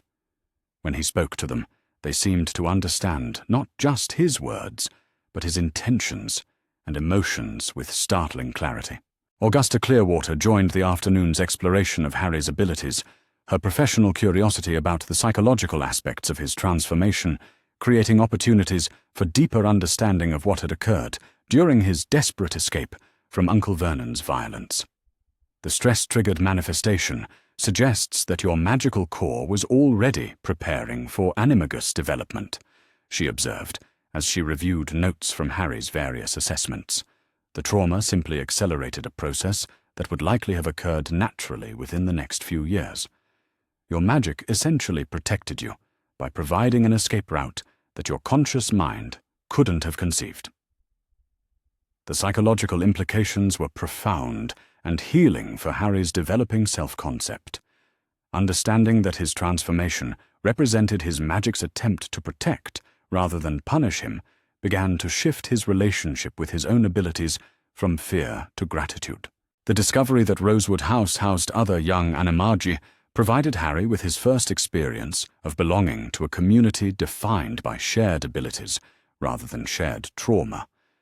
Marcus Blackwood, a 10-year-old who could transform into a red hawk, had been at the facility for 8 months following a family tragedy that had triggered his early manifestation.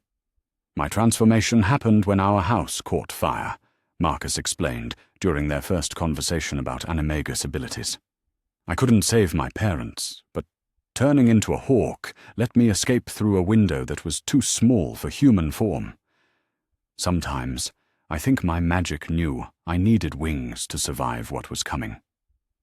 The parallel experiences created bonds between the young animagi that transcended simple friendship into something approaching magical kinship. Their shared understanding of transformation as survival mechanism rather than party trick provided validation that none of them could have found in ordinary social interactions.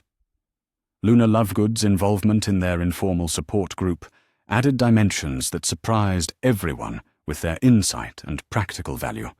Her intuitive understanding of magical theory, combined with her natural empathy to create perspectives that helped each child process their experiences more effectively. Magic responds to need more often than desire, she observed during one of their garden conversations. Harry needed to become something that couldn't be hurt by cruel people. Marcus needed wings to escape danger, and I needed to become someone who couldn't be broken by losing my mother. Our transformations weren't accidents, but answers to prayers we didn't know we were making. Her philosophical approach to their unusual circumstances provided comfort that more conventional therapeutic methods might have failed to achieve. Luna's matter-of-fact acceptance of magical impossibilities helped normalize experiences that could easily have seemed isolating and strange. The facility's specialized resources for young animagi included training areas where transformation could be practiced safely under professional supervision. Harry's first voluntary return to snake form since his rescue was conducted with careful monitoring and immediate support available if the experience triggered traumatic memories. But rather than recreation of desperate flight, his conscious transformation felt like coming home to an aspect of himself that had been waiting for recognition and acceptance.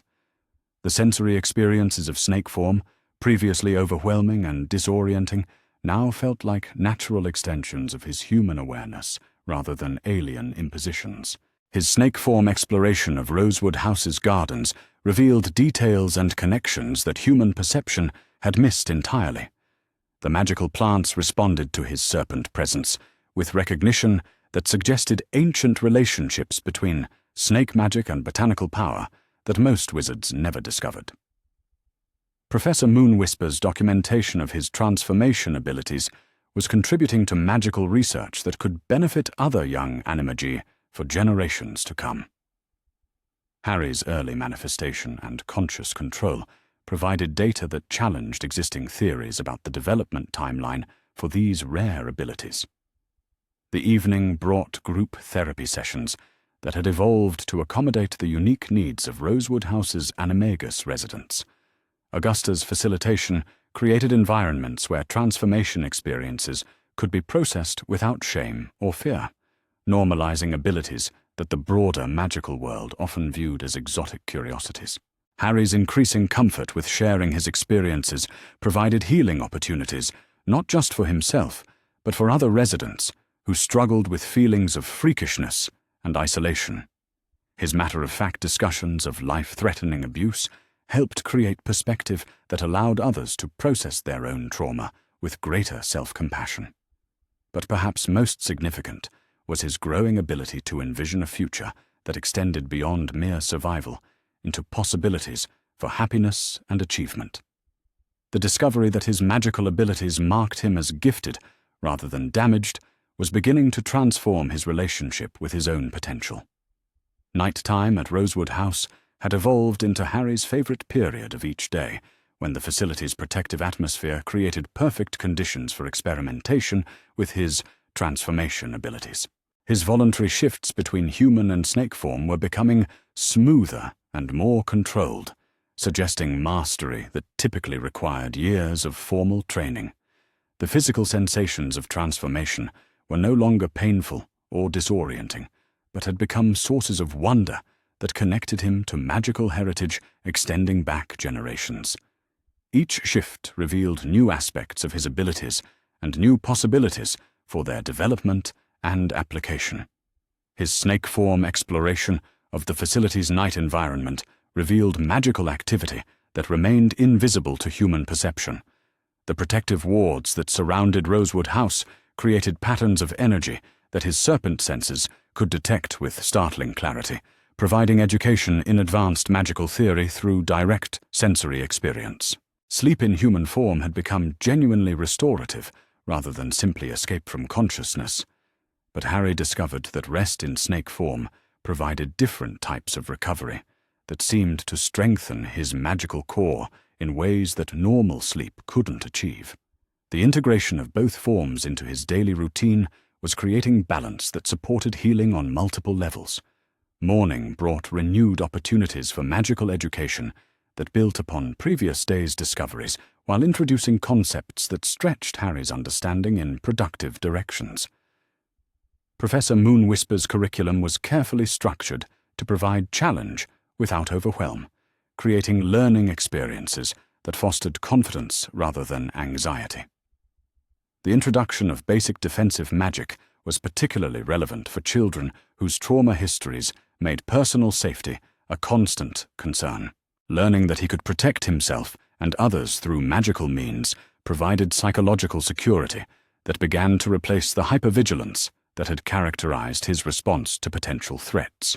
Harry's progress in all areas of magical study exceeded typical expectations for children his age, suggesting that his early exposure to life-threatening stress had somehow accelerated his magical development rather than hindering it. His ability to focus and retain information was remarkable considering his limited formal education prior to arriving at Rosewood House. But perhaps most important was his growing friendship with Luna Lovegood, whose unique perspective on magical theory and human nature provided insights that formal education could not have supplied. Her matter-of-fact acceptance of impossible things helped Harry expand his understanding of what might be achievable through dedication and practice. Their collaborative exploration of advanced magical concepts was creating learning experiences that benefited both children while providing their educators with new insights into how traumatized children could support each other's academic and emotional development. The partnership was becoming a model for peer-based learning that other facilities were beginning to study and adapt. Lunchtime conversations with fellow residents had evolved into informal seminars where magical theory, personal experience, and therapeutic insight combined to create educational opportunities that formal curricula could not have provided. Harry's contributions were increasingly sophisticated as his confidence in his own knowledge and abilities continued to grow. The afternoon's individual therapy session with Augusta focused on helping Harry process the implications of his expanding magical abilities and growing understanding of his heritage. The transformation from believing himself to be fundamentally flawed to recognizing himself as exceptionally gifted required psychological adjustment that professional support could facilitate. Her questions were designed to help Harry integrate his new self-understanding with his existing identity in ways that promoted healthy development rather than creating unrealistic expectations or overwhelming pressure. The balance between acknowledging his abilities and maintaining realistic perspective required careful navigation. The session's exploration of his relationship with his transformation abilities revealed continuing evolution in his psychological connection to his snake form.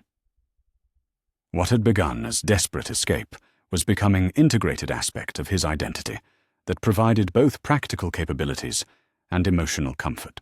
Augusta's professional assessment suggested that Harry's recovery was proceeding at exceptional pace, with indicators suggesting that his fundamental resilience had not been damaged by his traumatic experiences, but rather strengthened through successful survival. Her optimism about his future prospects was beginning to influence his own expectations about what might be possible. Evening activities increasingly included magical components as Harry's education progressed and his abilities developed. Group projects that combined traditional subjects with magical applications created learning experiences that prepared residents for eventual integration into mainstream magical education while maintaining the therapeutic support they required. Harry's leadership in many of these activities was emerging naturally from his combination of magical ability, practical intelligence, and growing social confidence. His willingness to help other residents with their studies and personal challenges was providing him with positive social experiences that had been absent from his previous life. The day's conclusion brought reflection on changes that continued to surprise Harry with their scope and speed.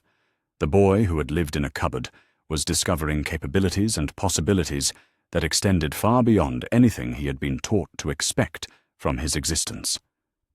His magical abilities were revealing themselves to be not just unusual, but potentially extraordinary, suggesting futures that could include achievement and contribution rather than mere survival. The transformation that had begun with desperate flight from violence was evolving into discovery of heritage and potential that promised remarkable possibilities. But perhaps most important was his growing understanding that his worth was not dependent upon others' approval or his usefulness to their agendas. The unconditional acceptance and support he had found at Rosewood House was teaching him that he deserved care and respect simply because he existed, not because he had earned them through impossible compliance with arbitrary demands. The magical world was revealing itself to be vast and complex, filled with wonders that extended far beyond his limited previous understanding. His place in that world was beginning to seem significant rather than burdensome, marked by abilities that could contribute to rather than detract from the welfare of others. Tomorrow would bring additional opportunities for growth and discovery as his education continued and his abilities developed. The future, once a source of anxiety and dread, was becoming something that might contain positive possibilities, limited only by his willingness to work toward them. Harry Potter was discovering that he was not the freakish burden that the Dursleys had taught him to believe, but rather a young wizard with remarkable abilities and unlimited potential for growth and achievement. The boy who had accidentally turned into a snake was learning that his magic was not a curse, but a gift that could transform not only his own life, but potentially the lives of others who needed the kind of protection and care that only those who had survived darkness could truly provide. The transformation continued, but its direction was now toward light rather than simply away from darkness, toward possibilities that hope and determination could make real, rather than merely away from circumstances that desperation demanded he escape. The visitor's room at Rosewood House had been carefully designed to provide comfortable environments for meetings that could determine the future trajectories of children's lives, but no amount of architectural consideration could eliminate the anxiety that gripped Harry Potter as he faced the prospect of another family placement. 3 months of healing and growth had transformed him from the terrified, emaciated child who had arrived at the facility, but the concept of living with adults who claimed to want him remained fundamentally terrifying. His experiences with the Dursleys had taught him that promises of care could mask intentions that ranged from neglectful to actively harmful. Augusta Clearwater sat beside him on the comfortable sofa, her presence providing reassurance that helped keep his anxiety manageable while they waited for the first potential guardian family to arrive. Her professional assessment suggested that Harry was psychologically ready for family placement, but she understood that readiness and willingness were entirely different emotional states. The ministry's screening process for potential guardians had been extensive and thorough, involving background investigations that examined everything from financial stability to psychological fitness for parenting traumatized children. Only families with exceptional qualifications and genuine motivation had survived the evaluation process. But Harry's fear was not rational calculation based on objective evidence, but rather emotional response rooted in 7 years of learning that adults who claimed authority over children could not be trusted to prioritize their welfare over their own convenience. The terror he felt at potentially leaving Rosewood House's safety was visceral and overwhelming. The first family to visit was the Clearwaters, distant relatives who had learned of Harry's situation through ministry communications and expressed willingness to provide him with a home. Their credentials were impeccable, their home was suitable, and their motivation appeared genuine. But something about their formal approach to the meeting suggested obligation rather than enthusiastic welcome. Harold Clearwater was a middle-aged wizard who worked in the Ministry's Department of Magical Transportation, his career marked by steady advancement and reliable performance that spoke of competence without particular brilliance. His wife, Margaret, divided her time between charitable activities and social obligations that filled her days with purposeful but ultimately hollow pursuits. Their conversation with Harry was polite but stilted, filled with questions that seemed designed to assess his suitability for their household, rather than explore whether their family could meet his emotional needs. They discussed his educational requirements and behavioral expectations with efficiency that suggested they viewed guardianship as administrative responsibility rather than opportunity for genuine relationship. Harry's responses were careful and minimal, his instincts warning him that these people, while not malicious, were fundamentally incapable of providing the unconditional acceptance and emotional security that his recovery required. Their kindness felt performative rather than natural, motivated by duty rather than affection. The second interview was with the Abbotts, a family with magical children of their own who had expressed willingness to expand their household to accommodate Harry's needs.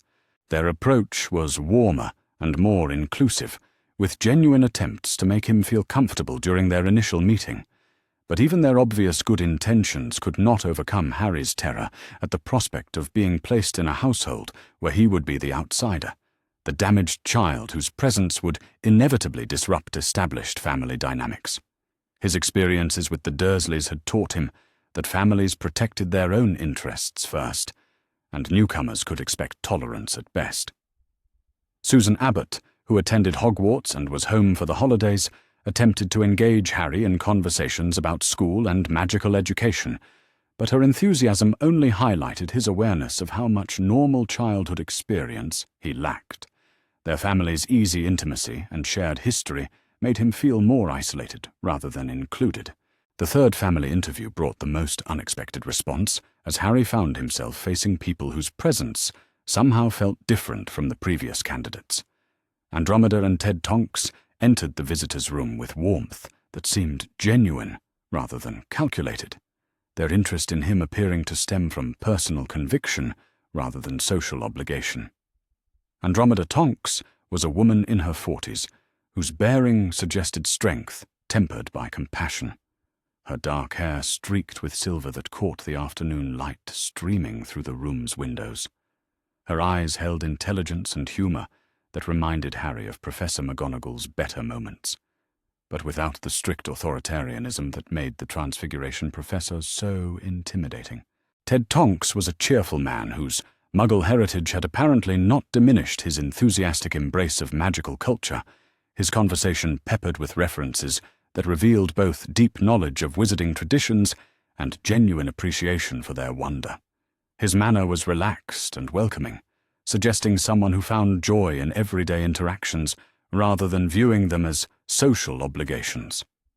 But it was their daughter Nymphadora who truly captured Harry's attention, her vibrant pink hair shifting colors as her emotions changed, and her infectious laughter filling the room with energy that made everything feel more alive. Her immediate acceptance of his unusual circumstances and obvious delight in his company created the first family dynamic he had ever experienced that felt genuinely inclusive. When Harry hesitantly revealed his animagus abilities during their conversation, expecting the mixture of fascination and unease that such revelations typically provoked, Nymphadora's response was immediate and enthusiastic rather than cautious. Her own metamorph magus abilities created immediate common ground between them as children whose magic manifested in ways that set them apart from their peers. "That's brilliant," she declared with genuine excitement, her hair cycling through shades of green that seemed to echo his snake form's coloring. "I've never met another young wizard whose magic changes how they look. We're like magical cousins or something, connected by transformation abilities that most people don't understand. Her matter-of-fact acceptance of his snake form as something remarkable rather than frightening provided Harry with his first experience of having his unusual abilities celebrated rather than merely tolerated. When she asked if he would be willing to demonstrate his transformation, her request carried curiosity rather than demand, making it clear that his comfort was more important than her interest. Harry's voluntary shift to snake form in the Tonks family's presence was conducted with careful attention to their responses, ready to flee if their acceptance proved as fragile as most adults' tolerance for anything outside their experience. But their reactions exceeded his most optimistic expectations as they greeted his serpent self with the same warmth they had shown his human form. Andromeda's voice carried wonder rather than fear as she addressed him in his snake form, her tone suggesting someone who appreciated magical complexity rather than being intimidated by it. "You're absolutely beautiful, Harry. The way your scales catch the light is remarkable, and your movements are so graceful. Thank you for trusting us enough to share this part of yourself." Ted's response was equally positive as he observed Harry's snake form with the fascination of someone encountering genuine magic for the first time, rather than the jaded acceptance that many purebloods displayed toward unusual abilities. His questions about the transformation process were intelligent and respectful, treating Harry's experience as worthy of serious interest rather than mere curiosity. But it was Nymphodora's immediate adaptation to his snake form that truly distinguished the Tonks family from other potential guardians. Her own shape-shifting abilities allowed her to understand instinctively that his transformation represented expansion of identity rather than loss of humanity, creating connection that bypassed typical human discomfort with dramatic physical change. The conversation that followed Harry's return to human form revealed family dynamics that were fundamentally different from anything in his limited experience with household relationships. The Tonks family's interactions were characterized by mutual respect and genuine affection, rather than the power struggles and casual cruelty that had defined the Dursley household. Their questions about his needs and preferences suggested people who viewed guardianship as opportunity to provide support and guidance rather than obligation to impose control and conformity. They discussed potential living arrangements with attention to his psychological welfare rather than their administrative convenience.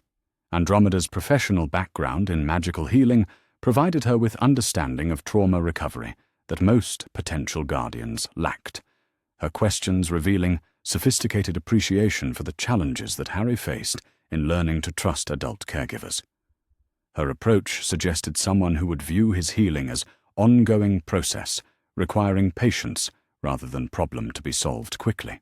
Ted's enthusiasm for magical education was evident in his discussions of Hogwarts preparation and career possibilities, but his excitement was tempered by sensitivity to Harry's current emotional needs rather than overwhelming him with pressure about future achievement. His vision of Harry's potential was encouraging rather than intimidating. The family dinner invitation that concluded their initial meeting represented Harry's first opportunity to experience normal family interaction in a context that might provide preview of what life with them could involve. His acceptance was tentative but genuine, curiosity overcoming caution as he contemplated possibilities that extended beyond institutional care. The journey to the Tonks home was conducted via ministry-approved transportation that ensured Harry's safety while allowing him to observe the magical neighborhood where he might potentially live. The area was clearly prosperous but not ostentatious, with homes that suggested comfort without extravagance. The Tonks house itself was a revelation that challenged Harry's understanding of how magical families could choose to live. Rather than the sterile perfection that had characterized Privet Drive or the institutional efficiency that marked Rosewood House, their home was comfortably lived in, with evidence of daily activities and personal interests creating atmosphere that felt genuinely welcoming. The magical modifications to their home were subtle and practical rather than showy, designed to enhance comfort and convenience rather than demonstrate wealth or status. Photographs moved with gentle animation that suggested joy rather than ostentation, while magical devices served clear practical purposes rather than existing merely for impressive display. But perhaps most remarkable was the family's interaction during meal preparation, which revealed collaboration and shared responsibility rather than rigid role assignments based on authority and submission. Everyone contributed according to their abilities and preferences, creating cooperative atmosphere that made even routine tasks feel meaningful. Nymphodora's enthusiasm for including Harry in their dinner preparations provided him with his first experience of being valued for his contribution rather than tolerated for his compliance. Her teaching him simple cooking spells was patient and encouraging, treating mistakes as learning opportunities rather than evidence of inadequacy. The dinner conversation itself was unlike anything in Harry's previous experience with family meals, which had consisted primarily of the Dursleys discussing their concerns while he remained silent and unnoticed.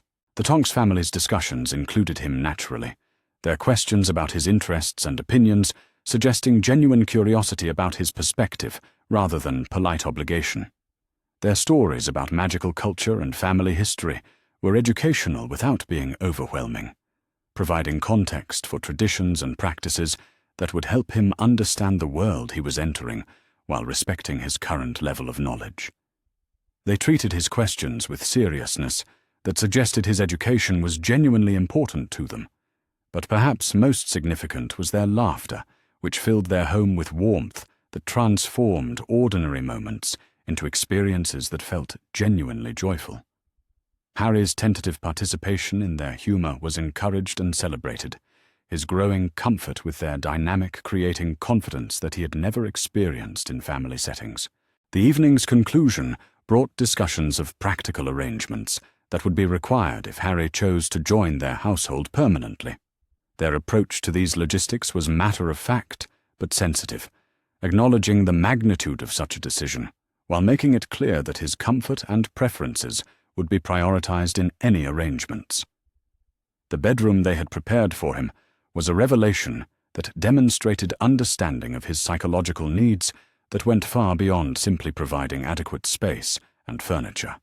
The room was designed to feel secure but not confining, with multiple exits and sight lines that would allow someone with hypervigilance to feel truly safe. The furnishings reflected attention to his interests and preferences rather than generic children's decor, suggesting that they had listened carefully to information about his personality and needs. Books on magical theory and animagus studies filled shelves beside adventure novels and practical guides to magical creature care.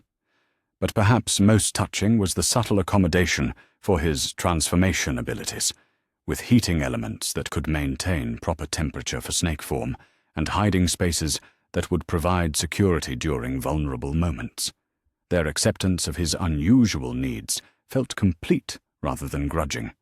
The legal proceedings required to formalize the custody transfer were conducted with efficiency that reflected the ministry's determination to ensure Harry's welfare while maintaining appropriate oversight of his placement. Amelia Bones personally supervised the process, her involvement emphasizing the government's commitment to his protection. The paperwork involved was extensive but clearly explained, with provisions that protected Harry's interests while establishing appropriate authority for his new guardians. The safeguards built into the arrangement reflected lessons learned from the failures that had characterized his previous placement. Harry's own participation in the legal proceedings was limited but meaningful, his consent required for arrangements that would shape his immediate future. The recognition of his right to input in decisions affecting his welfare represented fundamental shift from previous circumstances, where adults had made determinations about his life without considering his preferences. The transition period was carefully managed to ensure that his adjustment to family life could proceed gradually rather than representing abrupt change that might trigger anxiety or regression.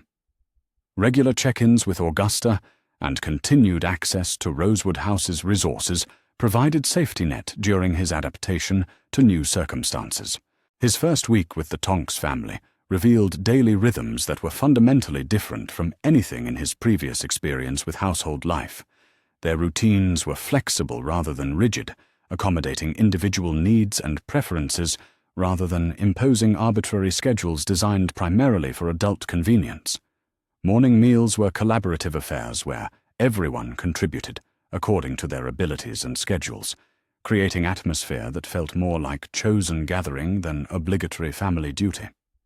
Harry's gradual participation in these rituals provided him with growing sense of belonging that he had never experienced in family settings. The integration of his magical education with family life was seamless and natural, his studies becoming shared interest rather than isolated requirement. Ted's enthusiasm for helping with homework and Andromeda's professional insights into magical theory created learning environment that supported his development without overwhelming him with pressure. Nymphodora's role as an older sibling figure provided Harry with his first experience of peer relationship within family context, her protective instincts balanced by respect for his independence and growing capabilities. Her guidance about navigating magical culture and Hogwarts preparation was invaluable and freely given. The Tonks family's approach to his animagus abilities represented complete acceptance that went beyond tolerance into genuine appreciation for his unique gifts. Their encouragement of his transformation practice was tempered by appropriate safety precautions, treating his abilities as remarkable talents rather than concerning abnormalities. His snake form exploration of their home and garden revealed magical protections and enhancements that had been designed with attention to his specific needs, creating an environment where both his human and serpent aspects could flourish without restriction or fear. Their accommodation of his dual nature felt complete and permanent. The evening routines in the Tonks household provided Harry with his first experiences of family time designed for enjoyment rather than mere obligation, their shared activities chosen for pleasure rather than imposed as requirements. His growing participation in their games and conversations reflected increasing comfort with their dynamic. Bedtime in his new home was unmarked by anxiety or hypervigilance, the family's genuine care and the house's protective wards combining to create an environment where true rest was possible for the first time in his memory. His dreams were increasingly populated by positive possibilities rather than recreations of past trauma. The transformation from institutional care to family life was proceeding with success that exceeded everyone's expectations. Harry's resilience and the Tonks family's genuine commitment, creating circumstances that supported healing and growth in ways that formal therapy alone could not have achieved. His integration into magical society was beginning through family connections that provided natural introduction to cultural expectations and social networks that would support his eventual transition to independent adult life. The Tonks family's reputation and connections opened doors that would remain available to him indefinitely. But perhaps most important was his growing understanding that love and acceptance could be unconditional rather than earned through impossible compliance with arbitrary demands. The Tonks family's care was freely given and naturally expressed, requiring nothing from him beyond his authentic self. The boy who had lived in a cupboard was discovering that families could provide sanctuary rather than threat, that households could be havens rather than prisons, and that adults could be trusted to prioritize his welfare over their own convenience. The transformation that had begun with desperate flight from violence was completing its evolution into genuine salvation. Harry Potter was learning that he was not just worthy of love, but actively treasured by people who viewed caring for him as privilege rather than burden, people whose lives were enriched rather than complicated by his presence. The future, once source of anxiety and dread, was becoming filled with possibilities limited only by his willingness to believe that happiness was achievable and sustainable. Tomorrow would bring additional opportunities for growth and discovery as his new life continued to unfold. But tonight, he would sleep peacefully in a home where his safety and happiness were genuinely valued by people who would protect both without reservation or condition. The transformation was complete, but the real journey was just beginning. The morning of July 31st dawned bright and warm over the Tonks household, sunlight streaming through Harry Potter's bedroom windows to illuminate carefully wrapped packages that had appeared overnight on his bedside table. For the first time in his 8 years of life, his birthday would be celebrated rather than ignored, marking a transformation in his circumstances that still felt too wonderful to be real. Harry sat up in bed, his emerald eyes widening as he took in the colourful array of gifts that awaited his attention. The concept of receiving presents simply because he had been born was so foreign to his experience that he found himself checking repeatedly to ensure the packages were actually intended for him, rather than mistakenly placed in his room.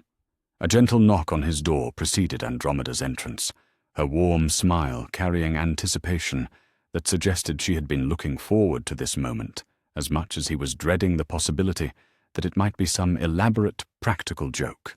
Her arms carried a tray laden with breakfast foods that filled the room with enticing aromas. "Happy birthday, Harry," she said, with genuine pleasure, setting the tray on his desk before settling beside him on the bed. "We thought you might enjoy opening your presents before coming downstairs, just in case you prefer a bit of privacy for your first real birthday celebration." The thoughtfulness of allowing him to process the experience privately before facing social expectations demonstrated the kind of consideration that continued to amaze Harry in his new family situation. The Tonks family's ability to anticipate his emotional needs and accommodate them naturally had become one of the most healing aspects of his new life. The first package contained a set of books on advanced animagus theory, written specifically for young practitioners, their contents far more sophisticated than anything typically provided to children his age. The gift represented recognition of his unusual abilities and trust in his capacity to handle complex magical concepts responsibly. Ted appeared in the doorway as Harry was examining the books, his enthusiastic expression suggesting barely contained excitement about sharing in the birthday celebration. His own gift was a custom-made wand holster designed to accommodate the specific grip and movement patterns that Harry's animagus transformations required. "I consulted with Ollivander about the design," Ted explained, as Harry examined the beautifully crafted leather work. "He said that young animagi often struggle with standard holsters because their transformations can damage traditional fittings. This one will adjust automatically to accommodate your shifting between forms." The practical consideration represented in the gift touched Harry more deeply than expensive items could have, demonstrating attention to his unique needs that went beyond simple generosity into genuine care and understanding. The recognition that his abilities were permanent aspects of his identity, rather than temporary curiosities, felt profoundly validating. Nymphodora's entrance was characteristically dramatic, her hair cycling through rainbow colors as she bounced into the room, carrying a package that seemed to pulse with barely contained magical energy. Her grin suggested mischief that promised entertainment while remaining fundamentally harmless. "This is from me and some of my friends at school," she announced, settling cross-legged on the floor beside his bed. "We thought you might enjoy learning some of the more creative applications of magic that don't typically appear in official curricula." The package contained an assortment of prank supplies and minor magical devices that had clearly been selected with careful attention to safety, while maximizing potential for harmless mischief. Included was a detailed manual explaining proper usage and ethical considerations for each item, treating pranking as legitimate magical art form rather than mere troublemaking. But perhaps most valuable was Nymphodora's offer to teach him the theoretical foundations behind transformation magic that went beyond simple animagus abilities. Her metamorphmagus gifts provided her with intuitive understanding of magical shape-changing that could enhance his own developing skills significantly. The family breakfast that followed his private gift opening was unlike anything in Harry's previous experience with birthday celebrations, which had consisted entirely of watching Dudley receive attention and presents while he remained invisible and unmentioned. The Tonks family's enthusiasm for celebrating his existence felt genuine rather than obligatory. The dining room had been decorated with magical streamers that shifted colors in response to the celebrant's mood, their warm golden hues reflecting Harry's growing comfort with being the center of positive attention. Floating candles provided gentle illumination that made everything feel touched by wonder rather than ordinary domestic routine.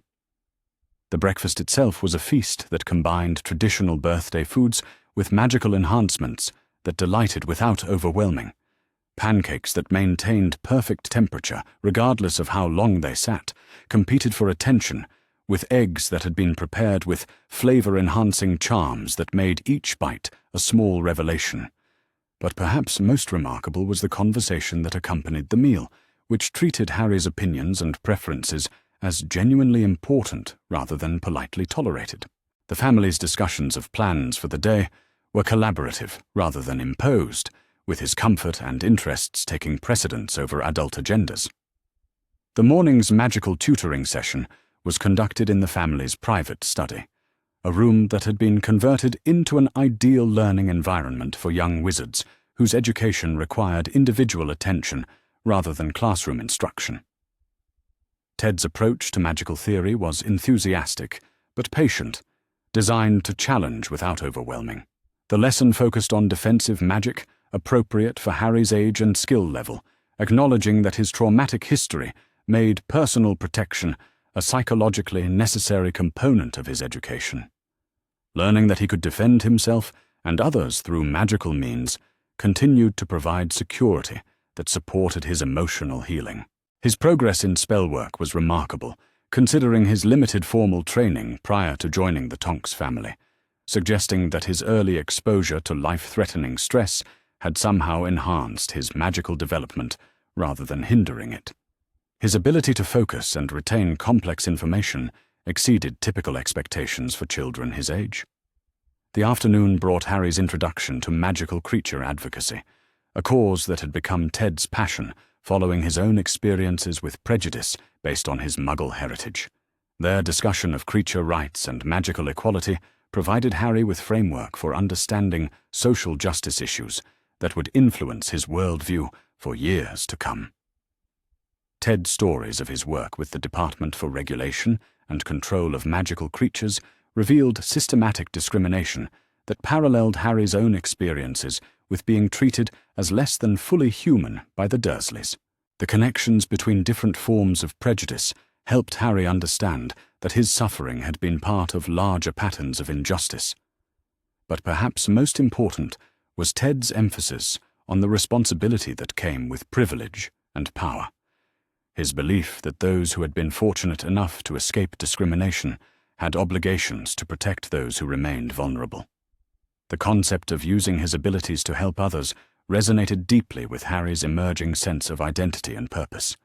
The evening brought Nymphadora's promised lesson in advanced transformation theory, conducted in the garden, where her shape-shifting demonstrations could be safely observed without risk of property damage.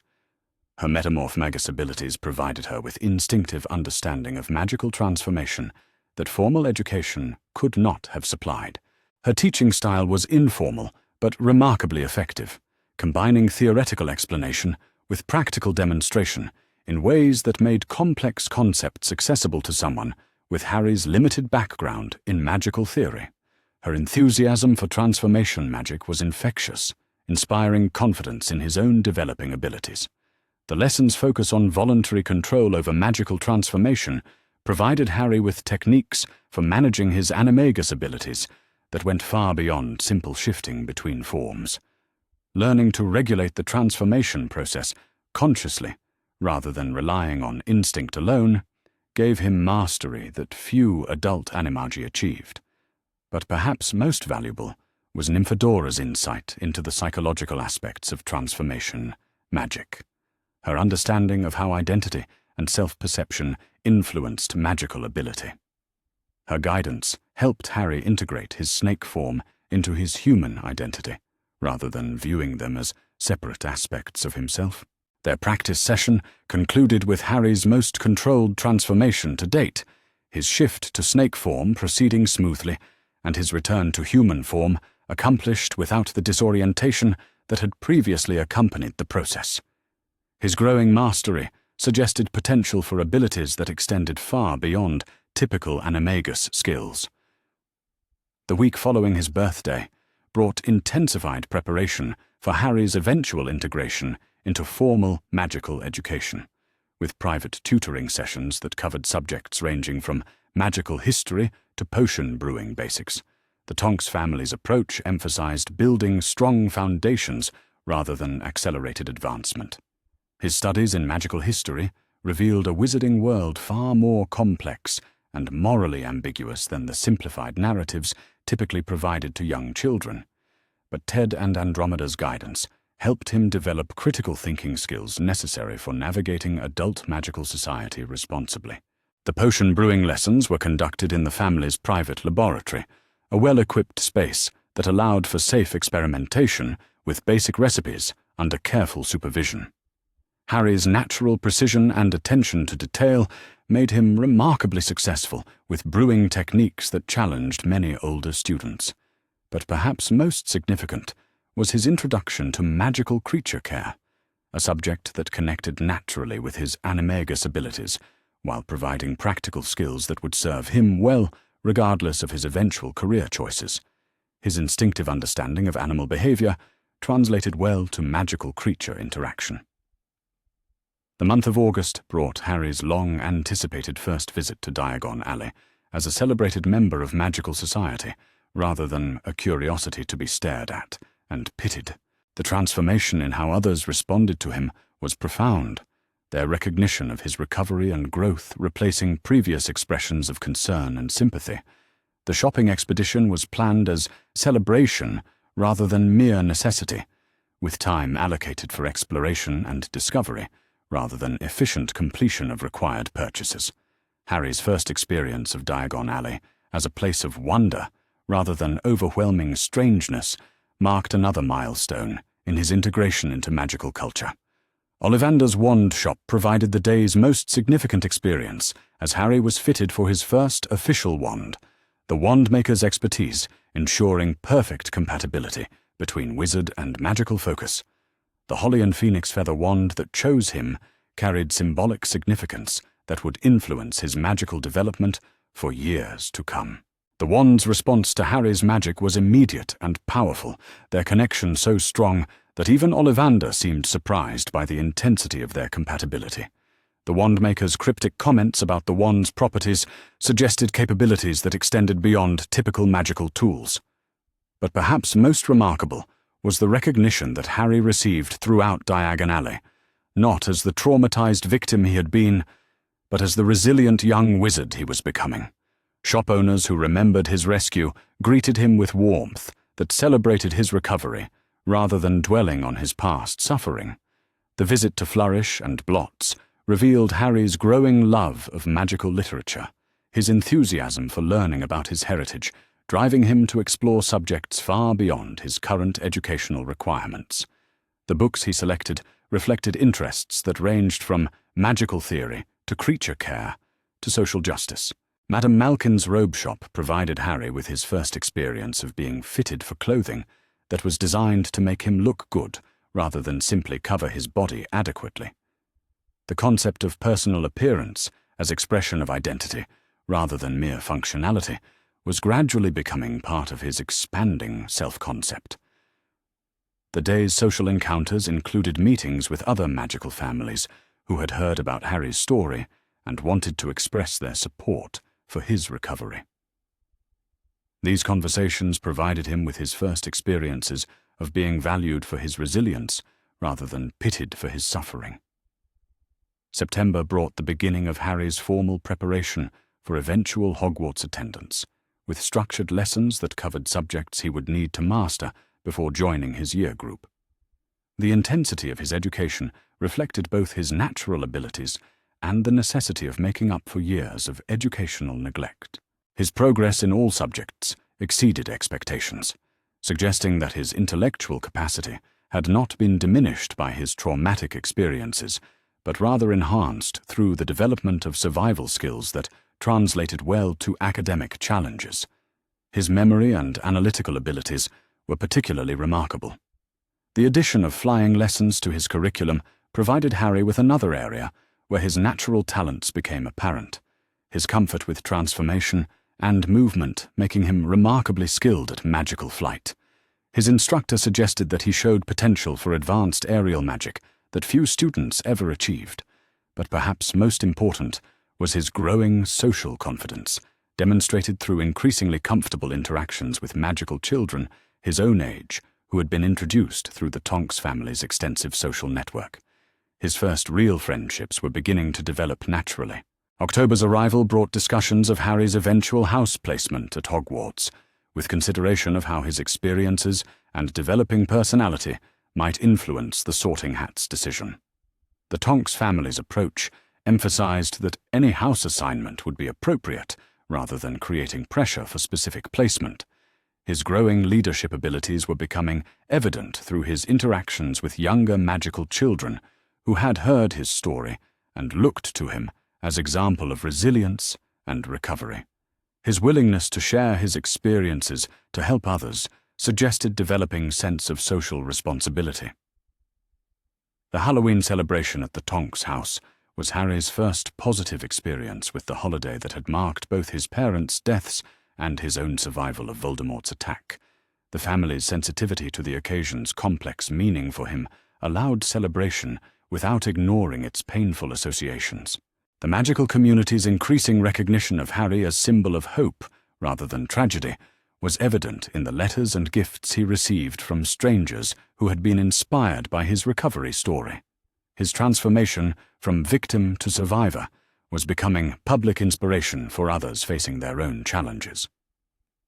November brought advanced lessons in magical theory that prepared Harry for the sophisticated concepts he would encounter at Hogwarts, while building upon his natural understanding of complex magical principles. His ability to grasp theoretical frameworks that challenged much older students suggested exceptional intellectual gifts. His animagus abilities continued to develop under Nymphadora's guidance, with increasingly sophisticated control over both his transformation process and his capabilities while in snake form. His mastery was approaching levels typically achieved only by adult practitioners with years of formal training. The integration of his magical education with practical life skills created learning experiences that would serve him well regardless of his eventual career choices, while his growing confidence suggested someone prepared to take advantage of opportunities rather than merely survive challenges. December's approach brought preparation for Harry's first Christmas celebration with a family who genuinely wanted to share the holiday with him, their enthusiasm for including him in their traditions, providing experiences of belonging that he had never imagined possible. His reflection on the year's transformations revealed changes that extended far beyond simple recovery from trauma into fundamental growth that had prepared him for successful integration into magical society as confident young wizard rather than damaged victim requiring constant protection. The boy who had accidentally turned into a snake to escape violence had discovered abilities and relationships that promised a future filled with possibilities limited only by his willingness to work toward them. The transformation that had begun in desperation was completing its evolution into triumph. But perhaps most important was his growing understanding that his experiences, both painful and healing, had prepared him to help others in ways that those who had lived easier lives might not be able to achieve. His capacity for empathy and his commitment to justice were becoming defining characteristics of his emerging identity. Tomorrow would bring additional opportunities for growth and discovery as his preparation for Hogwarts continued and his relationships deepened. But tonight he would sleep peacefully in the knowledge that he was valued and loved for exactly who he was becoming. Harry Potter was no longer the terrified child who had lived in a cupboard, but had become a confident young wizard whose future was limited only by his imagination and determination. The transformation was complete, but the real adventure was just beginning as he prepared to take his place in the magical world as someone who belonged there completely and permanently. The snake that had saved the boy was now integrated into the wizard, creating someone whose unique experiences had forged abilities and character that would serve both himself and others well, for all the years to come. The rescue had become Renaissance, and the future held nothing but possibility. The January snow that blanketed the grounds around the Tonks' home created a landscape of pristine beauty that seemed to mirror the transformation in Harry Potter's life as he entered his 9th year. The boy who had once cowered in a cupboard now stood confidently in the family's converted study, his emerald eyes bright with intellectual curiosity as he absorbed advanced magical theory that would challenge students twice his age. Professor Phileas Flitwick had agreed to provide Harry with intensive tutoring in preparation for his eventual Hogwarts enrollment, the diminutive charms master's enthusiasm for exceptional students making him an ideal instructor for someone whose magical development had proceeded along such unusual paths. His approach to education emphasized understanding over memorization, creating learning experiences that built upon natural talent rather than forcing conformity to arbitrary standards.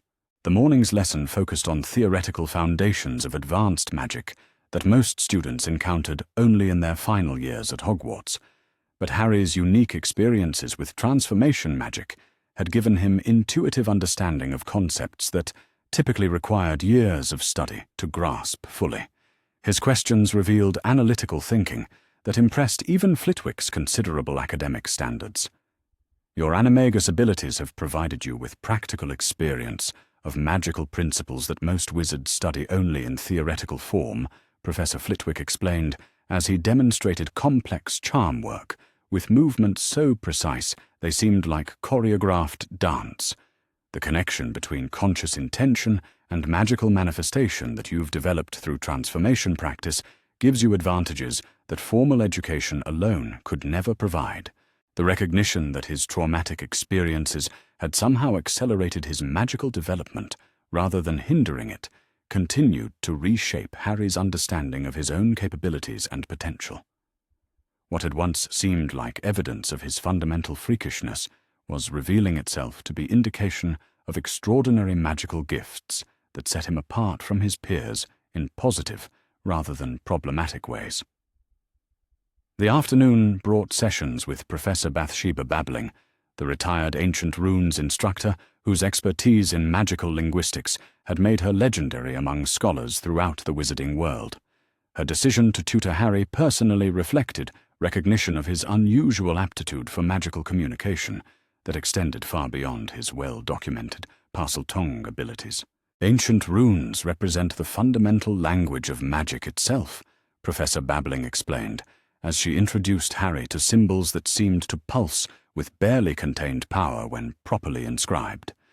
Understanding these characters provides access to magical knowledge that has been preserved for millennia, knowledge that could enhance your transformation abilities in ways that modern magical theory cannot approach. The symbols themselves responded to Harry's presence in ways that surprised even Professor Babbling's extensive experience with magical linguistics, their meanings becoming clear to him with startling speed, despite his lack of formal background in the subject. His natural affinity for magical communication was revealing depths that suggested capabilities far beyond typical wizarding education. But perhaps most remarkable was his growing ability to communicate with magical creatures beyond serpents, a skill that Professor Babbling attributed to his deep understanding of transformation, magic combined with his intuitive grasp of non-human consciousness. His conversations with the Tonks family's garden creatures had evolved into sophisticated exchanges that revealed intelligence previously unrecognized.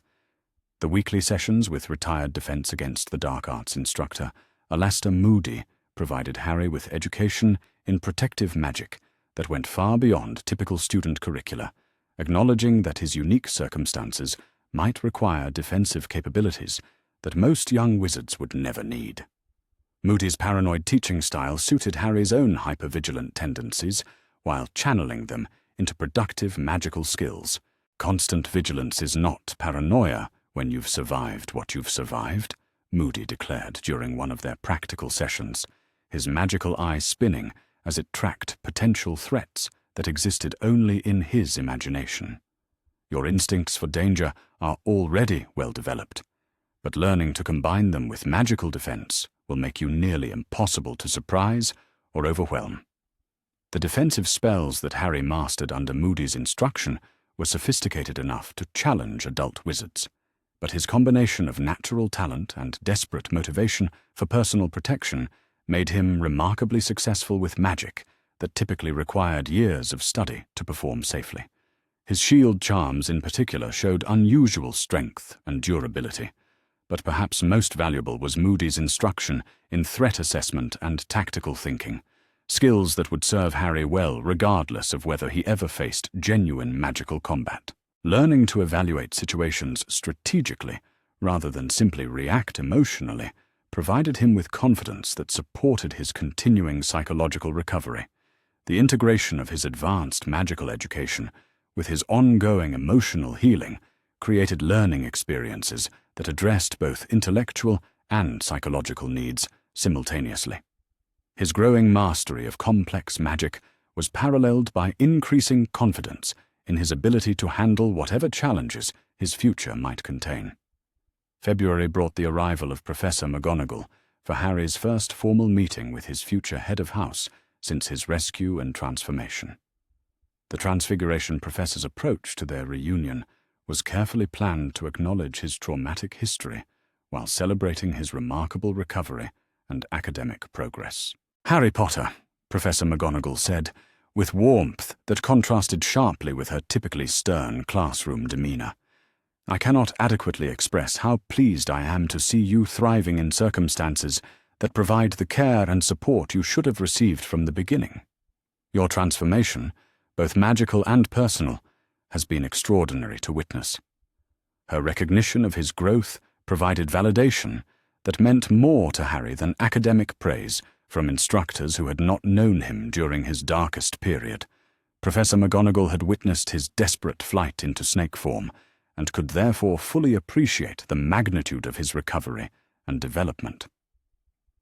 The afternoon they spent together was devoted to advanced transfiguration theory that built upon his natural understanding of transformation magic while introducing concepts that would prepare him for eventual mastery of the subject.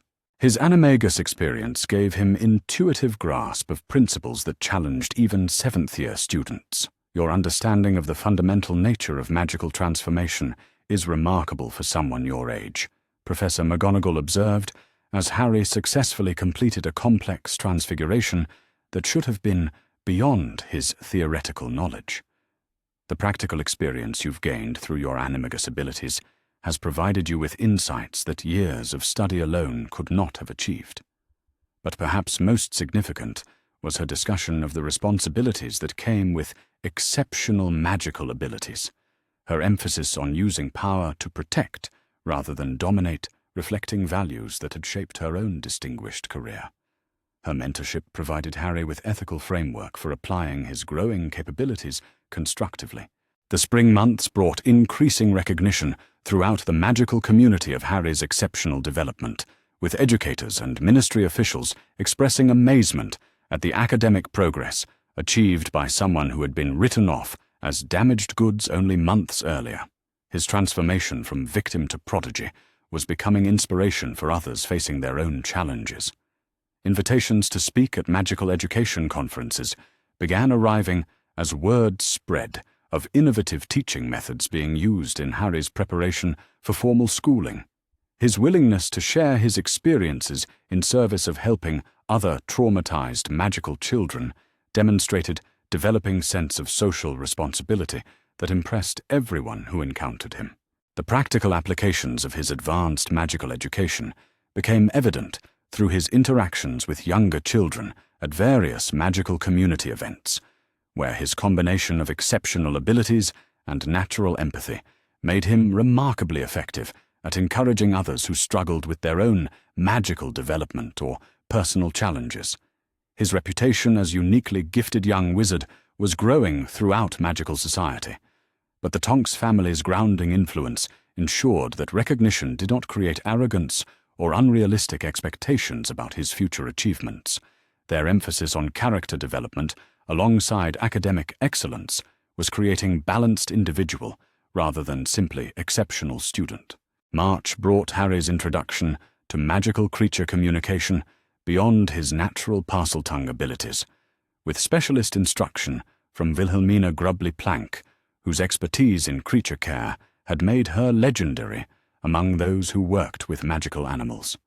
Her recognition of his unusual talents led to opportunities that would influence his understanding of the magical world for years to come. Your natural affinity for animal communication extends far beyond snake speech, Professor Grubbly-Planck explained during their first session in the magical creature preserve that served as her teaching laboratory. The transformation experiences you've undergone have created empathetic connections that allow you to understand non-human consciousness in ways that most wizards never achieve.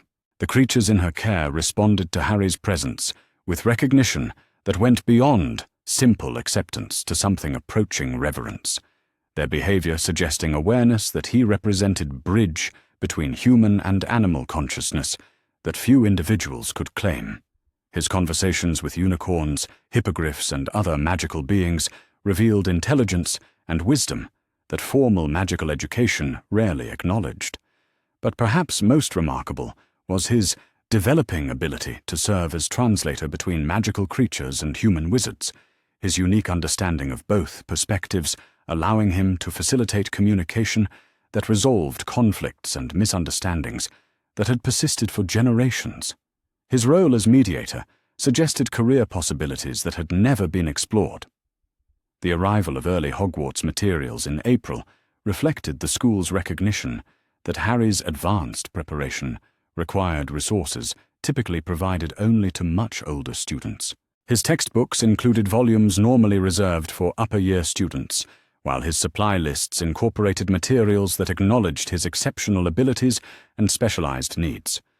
Professor Dumbledore's personal letter accompanying the materials expressed both pride in Harry's remarkable recovery and confidence in his ability to succeed at Hogwarts, despite the unconventional path that had brought him to formal magical education. The headmaster's acknowledgement of his growth represented significant evolution in their relationship. The summer months before his Hogwarts enrollment were devoted to consolidating his advanced education while ensuring that his social development kept pace with his academic achievements. The Tonks family's network of magical friends provided Harry with opportunities to interact with peers who would become his classmates while building relationships that would support his transition to school life. His first meeting with Hermione Granger occurred during one of these social gatherings, their shared love of learning creating immediate connection despite their vastly different educational backgrounds. Her enthusiasm for magical theory matched his own, while providing perspective that challenged him to consider applications he had never imagined. The friendship that developed between Harry and Hermione was based on mutual respect for each other's intellectual abilities rather than sympathy for his traumatic history, providing him with peer relationship that treated him as gifted individual rather than recovered victim. Their collaborative exploration of advanced magical concepts created learning experiences that benefited both children. His introduction to Ronald Weasley came through the magical community's informal networks, their connection based on shared experiences with family loyalty and protection rather than academic interests. Ron's matter-of-fact acceptance of Harry's unusual abilities and complex history provided friendship that normalized his experiences while celebrating his achievements. The three-way friendship that emerged among Harry, Hermione, and Ron created social foundation that would support Harry's transition to Hogwarts while providing him with peer relationships that acknowledged all aspects of his identity rather than focusing exclusively on his trauma or his achievements. June brought Harry's first formal magical assessment by ministry evaluators who wanted to document his extraordinary development for both educational and research purposes. Their testing revealed capabilities that placed him well ahead of typical age-based expectations, while identifying areas where his unconventional education had created knowledge gaps. The results confirmed what his tutors had suspected. Harry's magical abilities were developing at accelerated pace that would allow him to handle advanced coursework from the beginning of his Hogwarts career, while maintaining social connections with peers his own age. His unique combination of practical experience and theoretical knowledge was creating educational opportunities that few students could claim. But perhaps most important was the assessor's recognition that his exceptional development had occurred without sacrifice of emotional stability or social conscience, their reports emphasizing his character development alongside his academic achievements. Their recommendations would ensure that his Hogwarts experience was designed to challenge rather than overwhelm him. July brought preparation for Harry's final summer before Hogwarts, with intensive review sessions designed to ensure that his advanced preparation was properly integrated with standard curriculum expectations. His tutor's collaborative approach created comprehensive educational foundation that would serve him well regardless of which subjects he chose to pursue at advanced levels. The arrival of his official Hogwarts letter was celebrated as a milestone that represented not just academic achievement, but complete transformation from the traumatized child who had arrived at Rosewood House to the confident young wizard who was prepared to take his place among the most prestigious magical institution in Britain. Professor McGonagall's visit to finalize his enrollment reflected Hogwarts' recognition that Harry represented unique educational opportunity, as well as challenge. Her discussions with the Tonks family, focusing on how best to support his continued development while maintaining appropriate expectations for his academic and social growth. The summer's conclusion brought reflection on the remarkable journey that had transformed desperate escape into educational opportunity, with Harry's preparation for Hogwarts representing culmination of healing process that had restored not just his physical and emotional well-being, but revealed capabilities that exceeded everyone's most optimistic expectations. His animagus abilities had evolved from survival mechanism into sophisticated magical skill that set him apart from his peers while connecting him more deeply to magical heritage that extended back generations. His mastery suggested potential for achievements that could influence magical education and creature relations for decades to come. But perhaps most important was his developing understanding of responsibility that accompanied exceptional ability, his commitment to using his gifts in service of others, reflecting values that had been shaped by experience of both suffering and healing. His character development was matching his academic progress in ways that promised remarkable contributions to magical society. The boy who had accidentally turned into a snake had discovered abilities and purpose that transformed accidental magic into deliberate mastery, creating someone whose unique experiences had prepared him for leadership roles that ordinary magical education could never have provided. His preparation was complete, but his real education was just beginning. Tomorrow would bring new challenges as his Hogwarts career approached, but tonight he would rest in the knowledge that he possessed both the abilities and the character necessary to succeed in whatever endeavors his future might contain. The transformation was not just complete, but had evolved into something extraordinary that promised benefits extending far beyond his personal achievement. Harry Potter was ready to take his place in the magical world as someone who belonged there completely, someone whose journey from victim to victor had prepared him to help others while achieving his own remarkable potential. The preparation had ended, but the adventure was about to begin in earnest as he prepared to write the next chapter of a story that had already defied every expectation about what was possible when courage met opportunity in circumstances that demanded nothing less than transformation.